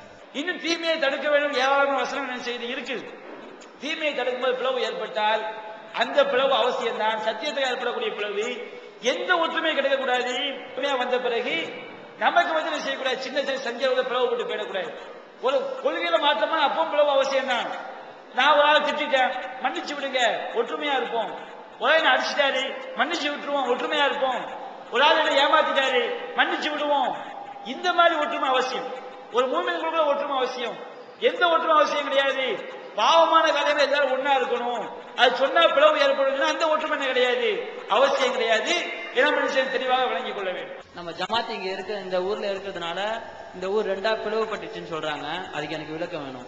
முதல் சொன்ன கேள்விக்குள்ள பதில் தான் இருக்கும். இந்த ஊர்ல இந்த தௌஹீத் ஜமாத்துக்காரன் வட்டி வாங்கினானா, தௌஹீத் ஜமாத்துக்காரன் வரதட்சணை வாங்கணும்னு சொன்னானா, தௌஹீத் ஜமாத்துக்காரன் சினிமா தேட்டர் கூத்தடிங்கன்னு சொன்னானா, தௌஹீத் ஜமாத்துக்காரன் பொம்பளையை கூப்பிட்டு ஓடினானா, எல்லா அநியாயம் பண்ற மத்தவங்க இருக்கிறாங்க. மத்தவங்க வந்து எவன் இந்த ஊர் நல்லவன், எவன் மற்ற பெண்களை கூப்பிட்டு ஓடுறானோ அவன் நல்லவன், எவன் சினிமா தேட்டர் நடந்தா அவன் நல்லவன், வட்டி வாங்குறவன் பள்ளியாசம் முத்த வழியா இருக்கலாம், வரதட்சணை வாங்குறவன் இருக்கலாம், அடுத்தவன் சொத்தை ஏமாத்துறவன் இருக்கலாம். தௌஹீத் ஜமாத் என்ன செஞ்சோம்? யாரு சொத்தை புடுங்கணும், யாருக்கு நாங்க வந்து அநியாயம் பண்ணோம்? இந்த ஊர்ல அல்லாஹ் ரசூல் சொன்னபடி வாங்கன்னு சொன்னா தப்பா? அதுக்கு ஒரு கல்யாணம் நடத்துறான், ஊருக்குள்ள சீரியல் செட் வச்சு சினிமா பாட்டை போட்டு, சினிமா பாட்டு மார்க்கெட்ல உள்ளதா? எவ்வளவு அநியாயம் நடக்கிறாங்க. என்ன மார்க்கெட் எவ்வளவு எத்தனை லட்சம் வரதட்சணை வாங்குறாங்க. இந்த பட்டூர் ஊருக்குள்ள வந்தவன இந்த ஊரை பத்தி இந்த ஊர் மக்கள் சொல்றாங்க, ரொம்ப மனசு வேதனையா இருக்கு. எங்க ஊர்ல பெண்கள் தான் செய்யறாங்க, வேலைக்கு போறாங்க, வேலைக்கு போறதுல மாற்று மத மக்களோட பழகி நிறைய பெண்கள் ஊரை விட்டு ஓடி போறாங்க. அதுக்கு என்னங்க காரணம்? என்ன காரணம் கேட்டா, பெண்களை வேலைக்கு போக ஒரு ஆம்பளை சம்பாதிச்சு கொடுக்க முடியாதா? இல்ல, ஒரு வேலைக்கு போகக்கூடிய பெண்கள் தான் சொல்றாங்க, நாங்க வேலைக்கு போய் சம்பாதிச்சாதான் ஏன் கல்யாணத்துக்கு நான் செய்ய முடியும், கொஞ்சம் காசு சேர்க்க முடியும். அப்ப கல்யாணத்தை கஷ்டமாக்கி வச்சிருக்கீங்களா இல்லையா? வரதட்சணை கொடுத்தாகணும், சீர் சிலாட்டு கொடுத்தாகணும். அல்ல மார்க்கத்துக்கு மாத்திரமா இவ்வளவு அநியாயம் நடக்குது. ஒரு பொண்ணு வீட்டை விட்டு ஓடனவன மட்டும் கத்தியை தூக்கிட்டு அல்வா தூக்கிட்டு ஓ எப்படி ஓடலாம் வர்றமா இல்லையா? அதுக்கு வர்ற ரோஷம் அதுக்கு என்ன காரணம்? அதுக்கு வருதா வரதட்சணைக்கு வருதா ரோஷம் வருதா? எத்தனை குடும்பம் நாசமா போகுது. வரதட்சணை வாங்கினா கல்யாணம் எடுத்து வைக்கமான்னு சொல்ல வேண்டியான எத்தனை ஓடி போறதுல வந்து ஒரு 10% தப்பு பண்ணி ஓடி போறாங்க, லவ் சொல்லி ஓடி போறாங்க. மீறி 90% எதுக்கு ஓடுறாங்க? பிள்ளைய கலசேகம் பெற்ற தாய் எவங்களே ஓடுங்கிறான். அந்த தாயுடைய மனசு எப்படி ஆக்குறது எது?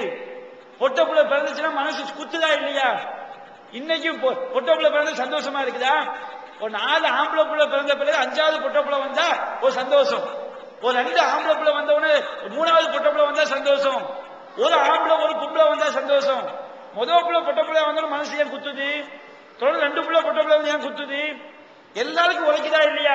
வெளியே என்ன குழந்தை பிறந்திருக்கு? பொட்ட புள்ள பிறந்திருக்கு, சந்தோஷம் சொல்றோம். ஒவ்வொரு மனசை தொட்டு சொல்றீங்க, சந்தோஷம் சொல்றீங்களா? குத்துதா இல்லையா? இந்த புள்ள என்ன ஏன் குத்துது? இந்த புள்ள வளர்ந்து 20 வருஷம் கழிச்சு கல்யாணம் கட்டி கொடுக்கணுமே, எவன் வந்து மாப்பிள்ளைய ஆம்பளை போறானோ, எத்தனை லட்சம் கொடுக்கணுமோ, சீர்சாடு கொடுக்கணுமே. நம்ம சமுதாயத்துல வந்து இன்னைக்கு வெளிநாட்டுல கிடந்து சாவறதுக்கு என்ன காரணம்? கல்யாணம் முடிச்சோடனே வெளிநாட்டுக்கு போறான், 50 வயசுல ஊர்ல வந்து உட்காரணும். 50 வயசுல ஊர்ல வந்து உட்கார்ந்தா அவனுடைய இந்த உலகத்துல என்ன வாழ்க்கைங்கிற ஒவ்வொரு வரும்போது புது மாப்பிள்ளையா வந்துட்டு போறான். இதுக்குதான் கல்யாணமா? கணவன் மனைவியை பிரிஞ்சு இன்னொரு பாலைவனத்தை சாவறதுக்கு தான் கல்யாணம் முடிக்கிறாங்களா? இதுக்கு எதுக்கு ஒரு வீடு கட்டுறதுக்காண்டி பாலைவனத்தை கிடந்தா கூட வீடு கட்டி 2 வருஷம் சம்பாதிச்சு கட்டிடலாம். 3 பொட்ட பிள்ளை பத்தி பிள்ளைய கல்யாணம் கட்டி கொடுக்கணுமே, இவனே பிள்ளைய வசதியா கட்டி கொடுக்கணும், சீர்சாடு கொடுக்கணும் அப்படின்னு சொல்லி தன்னை இளமை பருவத்தை ஃபுல்லா பாலைவனத்துல கழிக்கக்கூடிய அவலத்தை உண்டாக்கி வச்சிருக்கிறோமே. இது காரணம் வரதட்சணை கொடுமை தானே. அப்ப இதுக்கு பெண்கள் தப்பா போறதுக்கு காரணம் இதுக்கு எதிராக அந்த ஜமாத் தீர்மானம் போட்டுச்சா?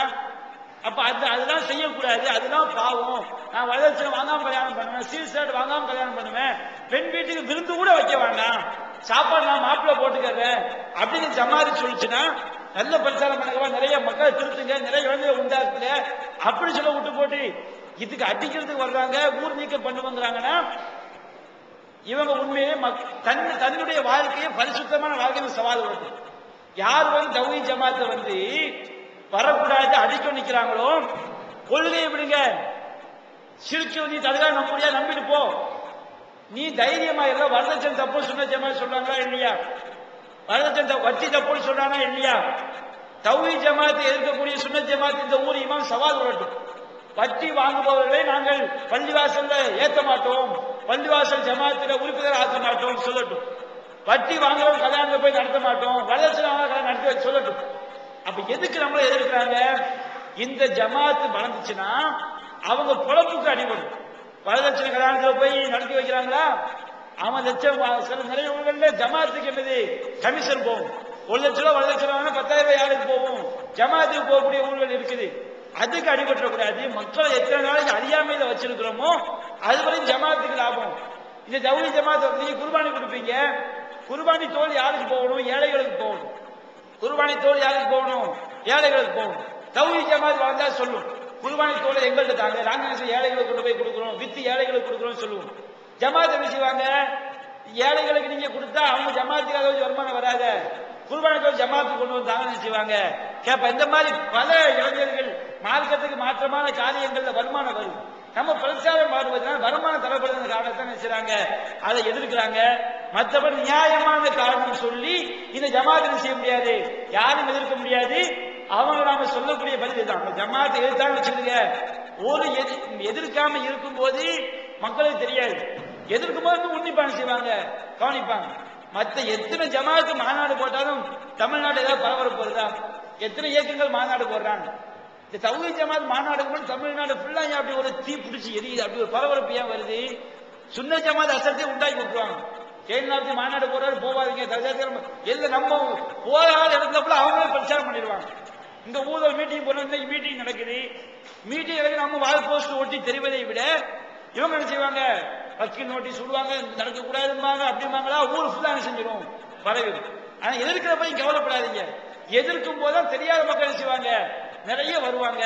நம்ம என்ன சோதனை செய்வாங்க, நிறைய வழங்குவாங்க. நிறைய வழங்க செய்யும், மாற்றங்கள் ஏற்படும். அதனால இதான் நாம எதிர்த்தால் இன்னும் என்ன செய்வோம், இன்ஷா அல்லாஹ் வளருவோம். எல்லாம் அவங்க சொல்லக்கூடிய பதில். குர்பான் கொடுத்ததுல வந்து மாடுக்கு 2 வயது ஆகுதுன்னு சொல்லி சொல்றாங்க. ஆனா வியாபாரி வந்து 2 ஆயிடுச்சுங்கிறாரு. நமக்கு வந்து அது சந்தேகமா இருக்கு. நம்ம அதை நம்பி வாங்கி பரவாயில்ல கொடுக்கலாமா, அதனால தப்புண்டா? இன்னும் என்ன, நம்ம சமுதாயம் வந்துக்கிட்டு மற்றதுக்கு உள்ள முக்கியத்துவத்தை குர்பானுக்கு கொடுக்கறது இல்லை. உதாரணத்துக்கு ஒரு 5000 10,000 ரூபாய்க்கு ட்ரெஸ் எடுத்து எல்லாம் செலவு பண்றாங்க, பெருநாள் கொண்டாடுறாங்க. ஒரு 1000 2000 செலவழிச்சு குர்பானை கொடுக்கறதுனுடைய முக்கியத்துவம் நிறைய தெரியாம இருக்காங்க. அதை கொஞ்சம் வலியுறுத்தி மார்க்கத்துல குர்ஆன் ஹதீஸ் அடிப்படையில் வந்து சொல்லுங்க. அதாவது குர்பானிக்கு வந்து நாம ஆட்டுக்கு 1 வயசு பூர்த்தியா இருக்கணும், மாடுக்கு 2 வயசு பூர்த்தியா இருக்கணும், ஒட்டகத்துக்கு என்ன செஞ்சிருக்கணும் 5 வயசு பூர்த்தியா இருக்கணும், ஆடுக்கு எத்தனை வயசு பூர்த்தியா இருக்கணும் 1 வயசு பூர்த்தியா இருக்கணும். இப்ப இந்த விக்கிறவன் 1 வயசுல என்ன அர்த்தம், ஆடுகளுக்கு வந்து பல்லு முளைஞ்சு விழுந்திருக்கும். பல்லு முளைஞ்சு என்ன செஞ்சிருக்கும், பல்லு முளைஞ்சு விழு திரும்ப முளைஞ்சிருக்கும். அந்த மாதிரி பருவம் 1 வயசு பருவம். இன்னும் சொல்ல போனா அந்த முசின்னா என்று சொன்னால் ஹதீஸ் நபிகள் முசின்னாங்கிற பருவத்தில் உள்ள குட்டியை கொடுக்கணும்னு சொன்னாங்க. முசின்னா என்பது பருவ வயதை அடைந்த ஒரு ஆடு. ஒரு பருவ வயது அடைஞ்சாதான் அந்த ஆட்டாடு செய்யணும். இன்னொரு ஆடு, ஒரு ஆண் ஆடாக இருந்தால் ஒரு பெண்ணாடை கருவை செய்ய முடியும், ஒரு பெண்ணாடாக இருந்தால் கரு முற்றுக்கொள்ளும். அந்த மாதிரி பருவ வயதை அடைந்த ஆடுக்கு என்ன பேர் முசின்னா. அது அந்த பருவத்தில் உள்ளவங்க சொல்ல நம்ம நம்பிக்கலாம். ஒரு விக்கிறவன் ஏமாத்தினா வச்சிருங்க, அந்த குற்றம் அவனை சரி நம்ம 2 பேரும் விசாரிச்சுக்கலாம். இந்த குட்டி எப்படி பருவ வயது ஆகுதா, 1 வருஷம் பூர்த்தி ஆகுதா அப்படின்னு நம்ம என்ன செஞ்சுக்கலாம், பார்த்து கொள்ள வேண்டும். மேக்சிமம் செய்வாங்க கரெக்டா, அவங்க சொன்னா என்ன செய்யும் கரெக்டா இருக்கும். நம்ம குட்டியை பார்த்து நமக்கு என்ன செய்யும் விளங்கும், கொஞ்சம் தடமா ஓரளவு 1 வயசு அடைஞ்ச மாதிரி நம்ம தெரிஞ்சுன்னு வச்சுக்கிடுங்க, நம்ம அந்த குட்டியை வந்து குர்பானை கொடுத்துக்கலாம். இப்ப 2வது கேள்வி என்ன கேள்வி கேட்கிறாங்கன்னு சொன்னா, நம்ம சமுதாயத்துல பெருநாளைக்கு ட்ரெஸ் எடுக்கிறது 5000 10,000 செலவு பண்றாங்க. இந்த குர்பானி 2000 ரூபாய் செலவு பண்ணி ஒரு குர்பானி நிறைய மக்கள் நிறைவேற்றுறது கிடையாது அப்படின்னு சொல்ல வருத்தத்தை தெரிவிக்கிறாங்க. அது உண்மை தப்பு தான். பெருநாளைக்கு புது ட்ரெஸ் போன சட்டம்லாம் கிடையாது. பெருநாளைக்கு இருந்தால் புது ட்ரெஸ் போடலாம், இல்லாத பழைய ட்ரெஸ் கூட என்ன செஞ்சுக்கலாம், போட்டுக்கலாம். நபிகள் புது ட்ரெஸ் தான் போனவங்க என்ன செய்யற வலியுறுத்தல. புது ட்ரெஸ் அவசியம் கிடையாது, இருந்தா போட்டுக்கலாம். ஆனா எது அவசியம், ஹஜ்ஜு பண்ணா நம்ம செய்ய வேண்டிய வணக்கத்துல முக்கியமான வணக்கமே இதுதான், குர்பானிங்கிற வணக்கம் தான். நபிகள் நாயகம் ஸல்லல்லாஹு அலைஹி வஸல்லம் வந்து எந்த அளவுக்கு குர்பானி வலியுறுத்துறாங்க. ஒரு சஹாபி, அந்த சஹாபி என்ன பண்றாங்க, தொழுத பிறகுதான் நம்ம குர்பானி கொடுக்கணும். ஹஜ்ஜு பண்ணா தொழுத பிறகுதான் குர்பானி வணக்கம் செய்யணும். தொழுகைக்கு முன்னாடி கொடுத்தா குர்பானி வணக்கம் கிடையாது. அப்ப நபிகள் நாயகம் சொல்றாங்க, ஒரு சஹாபி வந்து தொழுகைக்கு முன்னாடி என்ன செஞ்சாரு, ஆட்டை அறுத்தாரு சாப்பிடணுங்கிறதுக்காண்டி. அப்ப ரசூல் நபிகள் சொல்றாங்க, நாம தொழுவோம், தொழுத பிறகு போய் குர்பானி கொடுப்போம் அப்படிங்கிறாங்க. அப்ப இவருக்கு அல்லாஹ்வின் தூதரே, நான் தொழுவதுக்கு முன்னாடி ஒரு ஆட்டை அறுத்துட்டேனே. அப்ப நபிகள் சொல்றாங்க, நீ தொழுவதற்கு முன்னாடி அறுத்தால் அது இறைச்சிக்காண்டி அறுக்கப்பட்டது, அது குர்பானி ஆகாது, மீண்டும் ஒரு ஆட்டை கொடுக்க வேண்டும். யாருக்கு, ஒரு ஆட்டை அறுத்த சஹாபிக்கு திரும்ப செய்யணும், தொழுத பிறகு கண்டிப்பா ஒரு ஆட்டை அறுக்கணும். அவர் சொல்ற 6 மாச குட்டி இருக்குது, நீ மட்டும் 6 மாச குட்டி அறுத்துக்க, அது வெள்ளாடு செம்மறி ஆடாதான் 6 மாச குட்டியா இருந்தா கொடுத்துக்கலாம். அவர் சில வெள்ளாட்டுல 6 மாச குட்டி இருக்குங்க, நீ மட்டும் அறுத்துக்க, மத்தவங்க என்ன செய்யாது, அது கிடையாது அப்படின்னு சொல்றாங்க. அப்ப ஒரு ஆட்டை அறுத்து சாபி இன்னொரு ஆட்டை கண்டிப்பா அறுக்கணுங்கிறாங்க, அவருக்கு மட்டும் செலவு கொடுக்குறாங்க. அப்ப குர்பானி எவ்வளவு ஒரு கட்டாயமான கடமை நாம் வழங்கணும். யாருக்கெல்லாம் அன்றைய தினம் ஒரு ஆடு வாங்கி கொடுப்பதற்கு வசதி இருக்குதோ, அது ஒரு மாடா இருந்தா 7 குடும்பம் செய்யலாம், ஒரு மாட்டுல பங்கு சேரலாம். ஒரு மாட்டுல பங்கு சேர்ந்து கொடுப்பதற்கு சக்தி இருக்குதோ அவங்க கண்டிப்பா குர்பானிங்கிற வணக்கத்தை வந்து அவங்க என்ன செய்யணும், நிறைவேற்றி ஆக வேண்டும். இது மார்க்கத்தில் ரொம்ப வலியுறுத்தப்பட்டு, அதனால கண்டிப்பா நம்ம என்ன செய்யணும், நம்முடைய இறையச்சத்தை நினைவுகூறும் வண்ணமாக இந்த குர்பானிங்கிற வணக்கத்தை நாம் என்ன செய்யணும், கண்டிப்பாக நிறைவேற்ற வேண்டும். நாம ஒண்ணு கொடுத்தா நம்ம கடமை முடிஞ்சது. நாம அல்லாஹ்க்காண்டி மனத்தூய்மையோடு எவ்வளவு அதிகமா கொடுக்குறோமோ அது நன்மை இருக்குது. ஒரு ஆள் பெருமைக்கு இல்லாம 2 ஆடை கொடுக்குறாரு, 3 ஆட்டை கொடுக்குறாரு, 100 ஆட்டை கொடுக்குறாரு, மக்கள் ஏழைகளுக்கு இறைச்சி செய்யற விநியோகம் பண்றாரு. இப்ப அதுக்கு என்ன செய்ய, கண்டிப்பா அதுக்கு நன்மை வந்து அவருக்கு எந்த அளவுக்கு நாம அதிகமா செலவு பண்ணி கொடுக்குறோமோ, எவ்வளவு சிறந்த குட்டியா நாம கொடுக்குறோமோ அது நம்ம நிறைய நன்மைகள் இருக்குது. அதனால யாரு வந்து இந்த துணிமணிக்கு 5000 ரூபாய் செலவு பண்ணி குர்பானி கொடுக்காம இருக்கிறாங்களோ நாளைக்கு அல்லாத பதில் சொல்லணும். ஏன்னா குர்பானிக்கு கடமை இருக்கும் போது வசதி இருந்தா கண்டிப்பா கொடுத்தவனும் போது கொடுக்காம தான் என்ன செஞ்சணும், பாவம் ஆயிரும். அதை என்ன செய்ய, நம்ம அந்த மாதிரி வசதி உள்ளவர்கள் கண்டிப்பா குர்பானிகளை வணக்கம் நாம செய்யணும், நிறைவேற்றி ஆக வேண்டும். நம்ம ஊர்ல வந்து 3 பள்ளிவாசல் இருக்கு. ஒன்னு தௌஹீத் மர்கஸ் ஒண்ணு, 2 பெரிய பள்ளிவாசல் ஒண்ணு, சின்ன பள்ளி ஒண்ணு இருக்கு. இந்த சின்ன பள்ளியில பாத்தீங்கன்னா மௌலூத் ஓதுறாங்க, வரதட்சணை நிக்காம பண்றாங்க. இந்த இந்த பள்ளிவாசல்ல போய் தௌஹீத் வந்து தொழுறாங்க நிறைய பேரு. இதுக்கு விலகும். பள்ளிவாசல்கள்ல ரெண்டு வகையான பள்ளிகள் இருக்கு. பொதுவா அல்லாஹ்வுடைய பள்ளிகள் ஒண்ணு இருக்கு, அல்லாஹ் அல்லாதவர்களுக்காக கட்டப்பட்ட பள்ளிகள் என்ன செய்யிருக்கு. பள்ளின்னு சொன்னாலே அல்லாஹ்வுடையது ஆயிடாது. பள்ளினா நீங்க என்ன செஞ்சுக்கலாம், தர்கா கூட பள்ளின்னு சொல்லிட்டு போய்க்கலாம். அது அல்லாஹ்வுடைய பள்ளியா? நபிகள் என்ன சொல்லிக்கிறாங்க, இத்தகது குபூர் அன்பியாய் மசாஜிதா, நபிமாவுடைய சமாதிகளை பள்ளிகளாக ஆக்கி கொண்டாடுங்கிறாங்க. பள்ளி எதனால சொல்லிக்கலாம். ஆனால் நாம தொழுவதற்கு எந்த பள்ளிக்கு போகணும்? அல்லாஹ்வுடைய பள்ளிக்கு தான் தொழுவதற்கு போகணும். அல்லாஹ்வுடைய பள்ளி என்ன அர்த்தம்? அல்லாஹ்வுடைய பள்ளி என்று அல்லாஹ் சொல்லும் போது அன்னல் மசாஜித லில்லாஹ், பள்ளி வாசல் அல்லாஹ்வுக்கு உரியதா மட்டும்தான் இருக்கும். ஒரு இடத்துல போய் உட்கார்ந்தா புனிதம் உண்டாகும், ஒரு இடத்துல போய் நம்ம வணக்கம் செலுத்தணும் என்று நாம் ஒரு கட்டடத்தை கட்டுவதாக யாருக்கு மட்டும்தான் கட்டணும்? அல்லாஹ்க்கு மட்டும்தான் கட்டணும். ஃபலா ததுஉ மஅல்லாஹி அஹதா, அந்த இறை இல்லங்கள்ல அல்லாஹ்வை தவிர வேறு யாரையும் அழைக்காதீர்கள் அல்லாஹ் சொல்லி காட்டான். அப்ப அல்லாஹ்வுடைய பள்ளி என்ன அர்த்தம்? ஒரு பள்ளி எப்ப அல்லாஹ்வுடைய பள்ளின்னு சொல்லணும்? அல்லாஹ் மட்டும் வணங்கப்பட்டால், அல்லாஹ் மட்டும் அழைக்கப்பட்டால் அதுக்கு பேர் தான் அல்லாஹ்வுடைய பள்ளி. அல்லாஹ் அல்லாதவங்க வணங்கப்பட்டாலும் வச்சுக்கிடுங்க, அது அல்லாஹ்வுடைய பள்ளி கிடையாது. ஒரு பள்ளி வாசல்ல மௌலூத் ஓதுறாங்க. மௌலூத் ஒரு முஸ்லிம் ஓத முடியுமா? ஷாவுல் அமீர் மௌலூத் வருது, நாகூர் அடங்கியிருக்காங்க ஷாவுல் அமீர் பாஷா, அவரை பார்த்து படிக்கிறாங்க. எப்படி படிக்கிறாங்க? யா முபுத்திகல் ஆகாத்தி அப்துல் காதிரி, யா சாயிபன் நாகூரி குல்லி நாசிரி, ஃபி சம்இ வல் அஹலாஇ வ ஹுஸ்னில் பாசிரி, வபி தூலி உம்ரி காபி உம்ரி காசிரி. என்ன படிக்கிறாங்க? யா முபுத்திகல் ஆகாத்தி அப்துல் காதிரி, துன்பங்களை எல்லாம் அகற்றக்கூடியவரே அப்துல் காதிரே. யா சாயிபன் நாகூரி, நாகூரில் அடங்கி இருக்கக்கூடியவரே. குல்லி நாசிரி, எனக்கு நீங்கள் உதவியாளராக ஆகிவிடுங்கள். யார் உதவி செய்யணுமா? துன்பங்களை எல்லாம் யார் அகற்றுவார்? நாகூர்ல அடங்கி உள்ளவர் அகற்றுவாராம். குர்ஆன்ல அல்லாஹ் சொல்லி காட்டுறான், வல்லாஹு யுனஜ்ஜீக்கும் மின் குல்லி கர்பின், எல்லா துன்பத்திலிருந்து காப்பாற்றக்கூடிய அல்லாஹ். அல்லாஹ் தவிர யாரும் காப்பாற்ற முடியுமா துன்பத்தில இருந்து? எத்தனை நபிமார்கள் துன்பப்பட்டாங்க. ஐயூப் நபிக்கு நோய் வந்துச்சே, ஐயூப் நபி நோயை அவரால் குணப்படுத்த முடிஞ்சதா? அல்லாத கையேந்திரார். இறைவா அன்னி மஸ்ஸனிய லுர்ரு வாழ்ந்து அழகும் ஆகும். இறைவா கருணையாளருக்கெல்லாம் கருணையாளனே, என் நோயை நீக்கிற அல்லாத கையேந்திரார். இவன் படிக்கிறான் மௌலூத்ல, நாகூர்ல அடங்கியிருக்கக்கூடிய துன்பத்தை அகற்றக்கூடியவரே, நீங்க எனக்கு உதவியாளர் ஆகிவிடுங்கள். உதவியாளர் யாரு? அல்லாஹ் தவிர யாரும் உதவி செய்ய முடியுமா? வமன் நஸ்ரு இல்லாமல் இல்லாஹ் அஸீஸுல் ஹகீம், ஞானமிக்கவன் யாவற்றையும் மிகைத்தவன் அல்லாஹ்வை தவிர எவனும் உதவி செய்ய முடியாது அல்லாஹ் சொல்லி காட்டுறான். அப்படிங்கும் போது இவர் உதவி செய்வன் அழைக்கிறான். எதுல உதவி செய்யணுமா? நான் நல்ல என்னுடைய செவிப்புலன் கரெக்டாக கேட்பதிலும், என்னுடைய பார்வை அழகாக பார்ப்பதிலும், என்னுடைய உடல் உறுப்புகள் சீராக இயங்குவதிலும் நீங்கள் உதவி செய்ய வேண்டும். குர்ஆன் அல்லாஹ் கேட்கிறான், அம்மை எம்லிக்கு சமஅவல் அபுசார் ஐலாஹு மஅல்லாஹ், செவி புலன்களையும் பார்வை புலன்களையும் கட்டுப்படுத்தி வைத்திருப்பவன் யார்? அல்லாஹ் கேட்கிறான். அல்லாஹ்வோட வேலை கடவுளா? இவன் சொல்றான், என் செவியை நீங்க தான் கேட்க வைக்கணும், என் பார்வையை நீங்க தான் பார்க்க வைக்கணும். அல்லாஹ் சொல்லி காட்டுறான் நபிகள் நாயகத்தை பார்த்து, நபியே, அல்லாஹ் உனக்கு ஒரு துன்பத்தை நாடிவிட்டால் அதை நீக்கக்கூடிய அல்லாஹ்வை தவிர வேற யாரும் கிடையாது. நபிகள் நாயகத்தை அல்லாஹ் சொல்றான், அல்லாஹ் உனக்கு ஒரு நன்மையை நாடிவிட்டால் அதை நீக்கக்கூடியவன் அல்லாஹ் தவிர யாரும் கிடையாது. துன்பம் அல்லாஹ்விலிருந்து வருது, இன்பம் அல்லாஹ்விலிருந்து வருது. நபிகள் நாயகம் மக்களுக்கு அல்லாஹ் சொல்லுங்க, நபியை சொல்லுங்கள், குல்லா அம்லிகு நஃப்ஸி நஃபஅ வலா தர்ரா. நபிகள் நாயகத்தோட அல்லாஹ் மக்களுக்கு சொல்றான். நபிகள் நாயகத்தோட பெரிய மகான் இருக்காங்களா? நபிகள் நாயகத்தை மேல அவுலியா இருக்காங்களா? நபிகள் நாயகத்துக்கு நல்லதியா இருக்காங்களா? நாவூர்ல அடங்கியிருக்கக்கூடியவர் நபிகள் நாயகத்தை கால் தூசிக்கு வருவாரா? நபிகள் நாயகத்தை அல்லாஹ் சொல்ல நபியை மக்களுக்கு சொல்லுங்கள், லா அம்லிகு நஃப்ஸி நஃபஅ வலா தர்ரா. எனக்கு நானே எந்த நன்மையும் செய்ய முடியாது, தீமையும் செய்ய முடியாது. நபிகள் நாயகத்துக்கு வரக்கூடிய நோய் அவங்க நீக்க முடியாது. அப்ப இவன் சொல்றான், நாவூர்ல அடங்கி இருக்கக்கூடிய ஆளை அல்லாஹ் மாதிரி அழைக்கிறான்.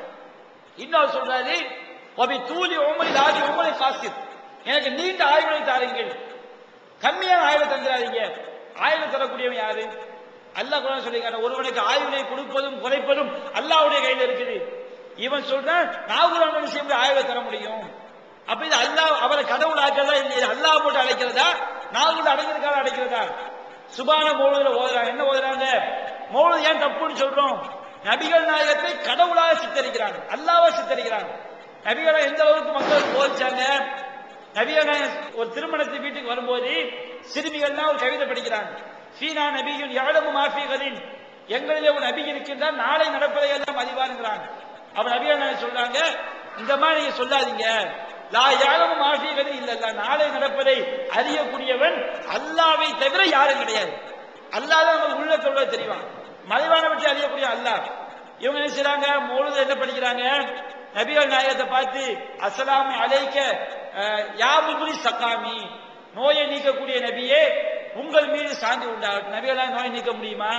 நபிகள் நாயகம் நோய் நலம் விசாரிக்க போகும்போது நோயாளி மேல கையை வச்சு ஓதுவாங்க, அல்லாஹும்ம ரப்பன்னாஸ் அஜீபில் பஅஸ இஷ்ஃபி அந்த ஷாஃபி, அல்லாஹ்வே மனிதரோட கடவுளே இந்த நோயாளிக்கு ஏற்பட்ட நோயை நீ நீக்குவாயாக, அந்த ஷாஃபி நீ தான் நோயை நீக்கக்கூடியவன். அல்லாஹ் அப்பா சொல்றாங்க, லா ஷிஃபா இல்லா ஷிஃபாவுக்கு, நீ நோயை நீக்கினாலே தவிர எவ்வளவு செய்ய முடியாது, நோயை நீக்க முடியாது. ஷிஃபா லாஹி வாதில் சக்கமா, எந்த நோயையும் விட்டு வைக்காத வகையில் ஆரோக்கியம் வழங்குவாயாக. நபிகள் நமக்கு போதிக்கிறாங்க, நோயை நீக்கிறவ அல்ல. நபிகள் நாயகத்துக்கு காய்ச்சல் ஏற்படுது, சஹாபாக்கள் போய் நலம் விசாரிக்கிறாங்க. நபிகள் நாயகம் சொல்றாங்க, இன்னி ஊ அகு கமா யூ அகு ரஜுலானி மின்கும், உங்கள் 2 பேருக்கு வரக்கூடிய காய்ச்சல் என் ஒருவனுக்கு வந்திருக்குது. நமக்கு 90 டிகிரி, ரசூலுல்லாஹ் 180 டிகிரி அல்லாஹ் கொடுத்திருக்கான். 90 அந்த வெப்பம் வந்து வச்சுக்கிற ஹீட்டு 96 டிகிரிக்கு மேல போனா காய்ச்சல், செல்சியஸ்க்கு மேல போனா ரசூலுல்லாஹ் டபுள் மடங்கு காய்ச்சல், பயங்கர ஹீட், உடம்பு கொதிக்கும். நபிகள் நடந்து போனாங்களே, கால் தலையில பாவ மாட்டேங்குது, பெருவிரல் தலையில கோடி கடிக்க போச்ச, நோய் நீக்க முடிஞ்சதா? நபிகள் நாயகத்துடைய பேர குழந்தை மூத்தாச்ச, நபிகள் நாயகத்துடைய மகள் சைனப் நோயில மூத்தானாங்களே, பிலால் காய்ச்சல வாழ்ந்தாங்களே, எத்தனை சஹாபாக்கள் நோயில மூத்தானாங்க, நபிகள் நீக்க முடிஞ்சதா? மௌலூதுல படிக்கிறான், மதியில நன்ட்ட ஆயிரவு கத் அத்தாகுல்லாஹ் பில் ஃபரஜ், நபியே ஒரு நோயாளியை போய் நீங்க நலம் விசாரிச்சா போதும் அவருக்கு நோய் நீங்கிரும். நபிகள் நாயகத்துடைய கபரை நோக்கி படிக்கிறாரு. எப்படி படிக்கிறாரு? வசத்து கஃப ஃபாக்கத்தி வன் நலமி அர்ஜு ஜஸீல ஃபதலிக்கும் வல் கரமி ஃபல் ஆயிலூனி பீதவாமில் மததி. மௌலூதுல படிக்கிறான், நபிகள் நாயகமே என்னுடைய ஏழ்மை மற்றும் துன்பத்தின் காரணமாக உங்களுடைய கபரை நோக்கி கைகளை ஏந்தி விட்டேன். யார்கிட்ட கையை? நபிகள் நாயகம் அப்படி சொன்னாங்களா? அல்லாஹ்ட்ட கையேந்துங்க. அல்லாஹ் கையேந்துட்டா அந்த கையை வெறுங்கையா திருப்பி அனுப்பி வைக்கப்படுறான்னு சொன்னாங்க. அல்லாஹ்விட யாரையும் அழைக்க கூடாதுன்னு சொன்னாங்க. துவா என்பது வணக்கம்னு சொன்னாங்க. எவனுக்கு சக்தி கிடையாதுன்னு சொன்னாங்க. அந்த ரசூலுல்லாஹ் கடவுளாகி நபிகள் நாயகம் கபரை நோக்கி நான் கையேந்திட்டேன். வாயிதூனி ஃபஅர்ஜு ஜஸீல ஃபதலிக்கும் வல் கரமி, உங்களுடைய அளவற்ற அருட்கொடை. அளவற்ற அருளான யாரு? அளவற்ற அர் ரஹ்மான் அல்லாஹ். இவன் சொல்ற நபிகள் நாயகத்தை பார்த்து, உங்களுடைய அளவற்ற அற்புடைகளையும் உங்களுடைய சங்கையையும் நான் எதிர்பார்க்கின்றேன். மததி, உங்களுடைய நிரந்தரமான உதவியை கொண்டு, நிரந்தரமான உதவி யார் செய்ய முடியும்? அல்லாஹ் யாரும் செய்ய முடியுமா? உங்கள் நிரந்தரமான உதவியை கொண்டு கடைக்கன் பார்வையை காட்டுங்க. ரொம்ப பாத்திர சும்மா பார்த்தா போதுமா? லேசா அருள் புரிஞ்சாலே என்ன செஞ்சிருவாரா? அவரு உச்சாணி கொம்புக்கு வந்துருவாராம். இப்படி நபிகள் நாயகத்துக்கு நிறைய வரிகள். நபிகள் நாயகம் சொன்னாங்க, லா யக்ஃபிரு துனூப இல்லல்லா, பாவங்களை மன்னிக்கக்கூடிய அல்லாஹ் தவிர யாரும் கிடையாதுன்னாங்க. இவன் நபிகள் நாயகத்தை பார்த்து படினா கஃபீரு அன்னி துனூபி, நபிகள் நாயகமே என்னுடைய பாவங்களை எல்லாம் நீங்க அழித்து விடுங்கள். வஅஃபி அன் ஸய்யிஆத்தி, என்னுடைய தீமைகளை எல்லாம் நீங்க மன்னித்து விடுங்கள். எப்படி மன்னிக்க முடியும்? நபிகள் நாயகம் அவங்களும் பாவம் செஞ்சா மன்னிக்க முடியும். இன்றைய நீ ஓதுறீ, நீ ரசூலுல்லாஹ் என்ன பாவம் செஞ்ச? எப்படி மன்னிக்க முடியும்? ஒரு மௌத்தாயிரம் முடிஞ்சு போச்சு, யாருக்கு எந்த பாவம் செய்ய முடியாது. அப்ப நபிகள் நாயகத்தை பாவம் மன்னிப்பு கேட்டா அல்லாஹ்ட்ட கேட்கிற மாதிரி தானே. இவன் என்ன அடிச்சிட்டாரு, அவர் மன்னிச்சிருந்தா மன்னிச்சிருவேன், என்ன அடிச்சதுக்காண்டி இன்னைக்கு உட்கார்ந்துக்கிட்டு நபிகள் நாயகம் பாவத்தை மன்னிச்சு என்ன இருக்கும்? அல்லாஹ் பாவத்தை மன்னிச்சு கேட்கிற மாதிரி தானே. அல்லாவே நான் செஞ்ச பாவத்தை மன்னிச்சிரு, நபிகள் நாயகம் என் பாவத்தை மன்னிச்சு, நபிகள் நாயகம் கடவுளாக்குறாங்களா இல்லையா? எவ்வளவு சொல்லலாம், அவ்வளவு ஷிர்கான வரிகள் சுபான மௌலூதுல இருக்குது. யாக்குத்து பால் எழுதி வச்சிருக்கா, யாக்குத்து பி அகதி சமாயி வல்லல்லி கௌசுமா, வானம் பூமிக்கு அச்சாணியே. யாரா? மொய்தி ஆண்டவர். வானம் பூமிக்கு அச்சாணியே, வானம் பூமியில் உள்ளவர்களுக்கெல்லாம் ரட்சகரே. ரட்சகரே அச்சான் என்னன்னு தெரியுதா? அச்சான மாட்டு வண்டி போகும் பாத்தீங்களா? மாட்டு வண்டியில வந்து என்ன செஞ்சிருப்பாங்க, ஒரு அச்சு மாதிரி வச்சிருப்பாங்க. அதை கழுத்தான செஞ்சிடும், மாட்டு வண்டி டயருக்கு அந்த அந்த டயரு கலந்து தனியா வந்துடும். அந்த மாதிரி வானம் பூமி சுத்திக்கிட்டு இருக்கா இல்லையா? இதுக்கு யாரு அச்சானியா? மோதி ஆண்டவர் அச்சானியா. வானம் பூமி உள்ளவனுக்கு ரட்சகரே. அல்லாஹ் எங்க இருக்கிறான்? வானத்துல இருக்கான். அல்லாஹ் குர்ஆனில் அமீன்து மன்ஃபிஸ் ஸமாயி ஐயஹ்சிபுக்கும் அவல் வானத்தில் உள்ள பூமியில உங்களை சொருகி விட மாட்டான் என்று அச்சப்பட்டு இருக்கிறீங்களா? வானத்தில் உள்ள மலக்குமார்கள் எல்லாருக்கும் அவர்தான் கௌஸ் ரட்சகராம், பூமியில உள்ளவங்க அவர்தான் ரட்சகராம். இதை விட ஷிர்க் என்னங்க இருக்குது? இது ஷிர்க் கூட கிடையாது. ஷிர்க் அல்லாஹ் சமமாக்குறது. இது அல்லாஹ்வை 30 கிலோ போட்டு அல்லாஹ்க்கு மேல கொண்டு போய் வைக்கிறது. அல்லாஹ்க்கு யார் ரட்சகரு? மோதி ஆண்டவர் ரட்சகரு. இந்த மாதிரி மௌலூத் ஒரு பள்ளிவாசல்ல உட்கார்ந்து ஓதுனா அது அல்லாஹ்வை அழைக்கக்கூடிய பள்ளியா, அல்லாஹ்வை அழைக்கக்கூடிய பள்ளியா? அல்லாஹ்வுடைய பள்ளி அல்லாஹ்வை யாரையும் அழைக்க கூடாது. அப்ப நம்ம எந்த பள்ளிக்கு போய் நம்ம தொழ போகணும்? எந்த பள்ளி அல்லாஹ் மட்டும் அழைக்கப்படுகிறானோ அதுக்கு பேரு அல்லாஹ்வுடைய பள்ளி. அல்லாஹ்வை ஷிர்க் வைக்கப்பட அல்லாஹ்வுடைய பள்ளியே கிடையாது. அப்ப நம்ம தொழுகைக்கான செல்ல வேண்டிய பள்ளி வந்து அல்லாஹ்வுடைய பள்ளி தான் போகணும். எனவே இறைவனுக்கு இணை கற்பிக்கக்கூடிய பள்ளி வசனம் கிடையாது, அல்லாஹ்வுடைய பள்ளி கிடையாது. அந்த பள்ளிக்கு நம்ம செய்யக்கூடாது, போகக்கூடாது.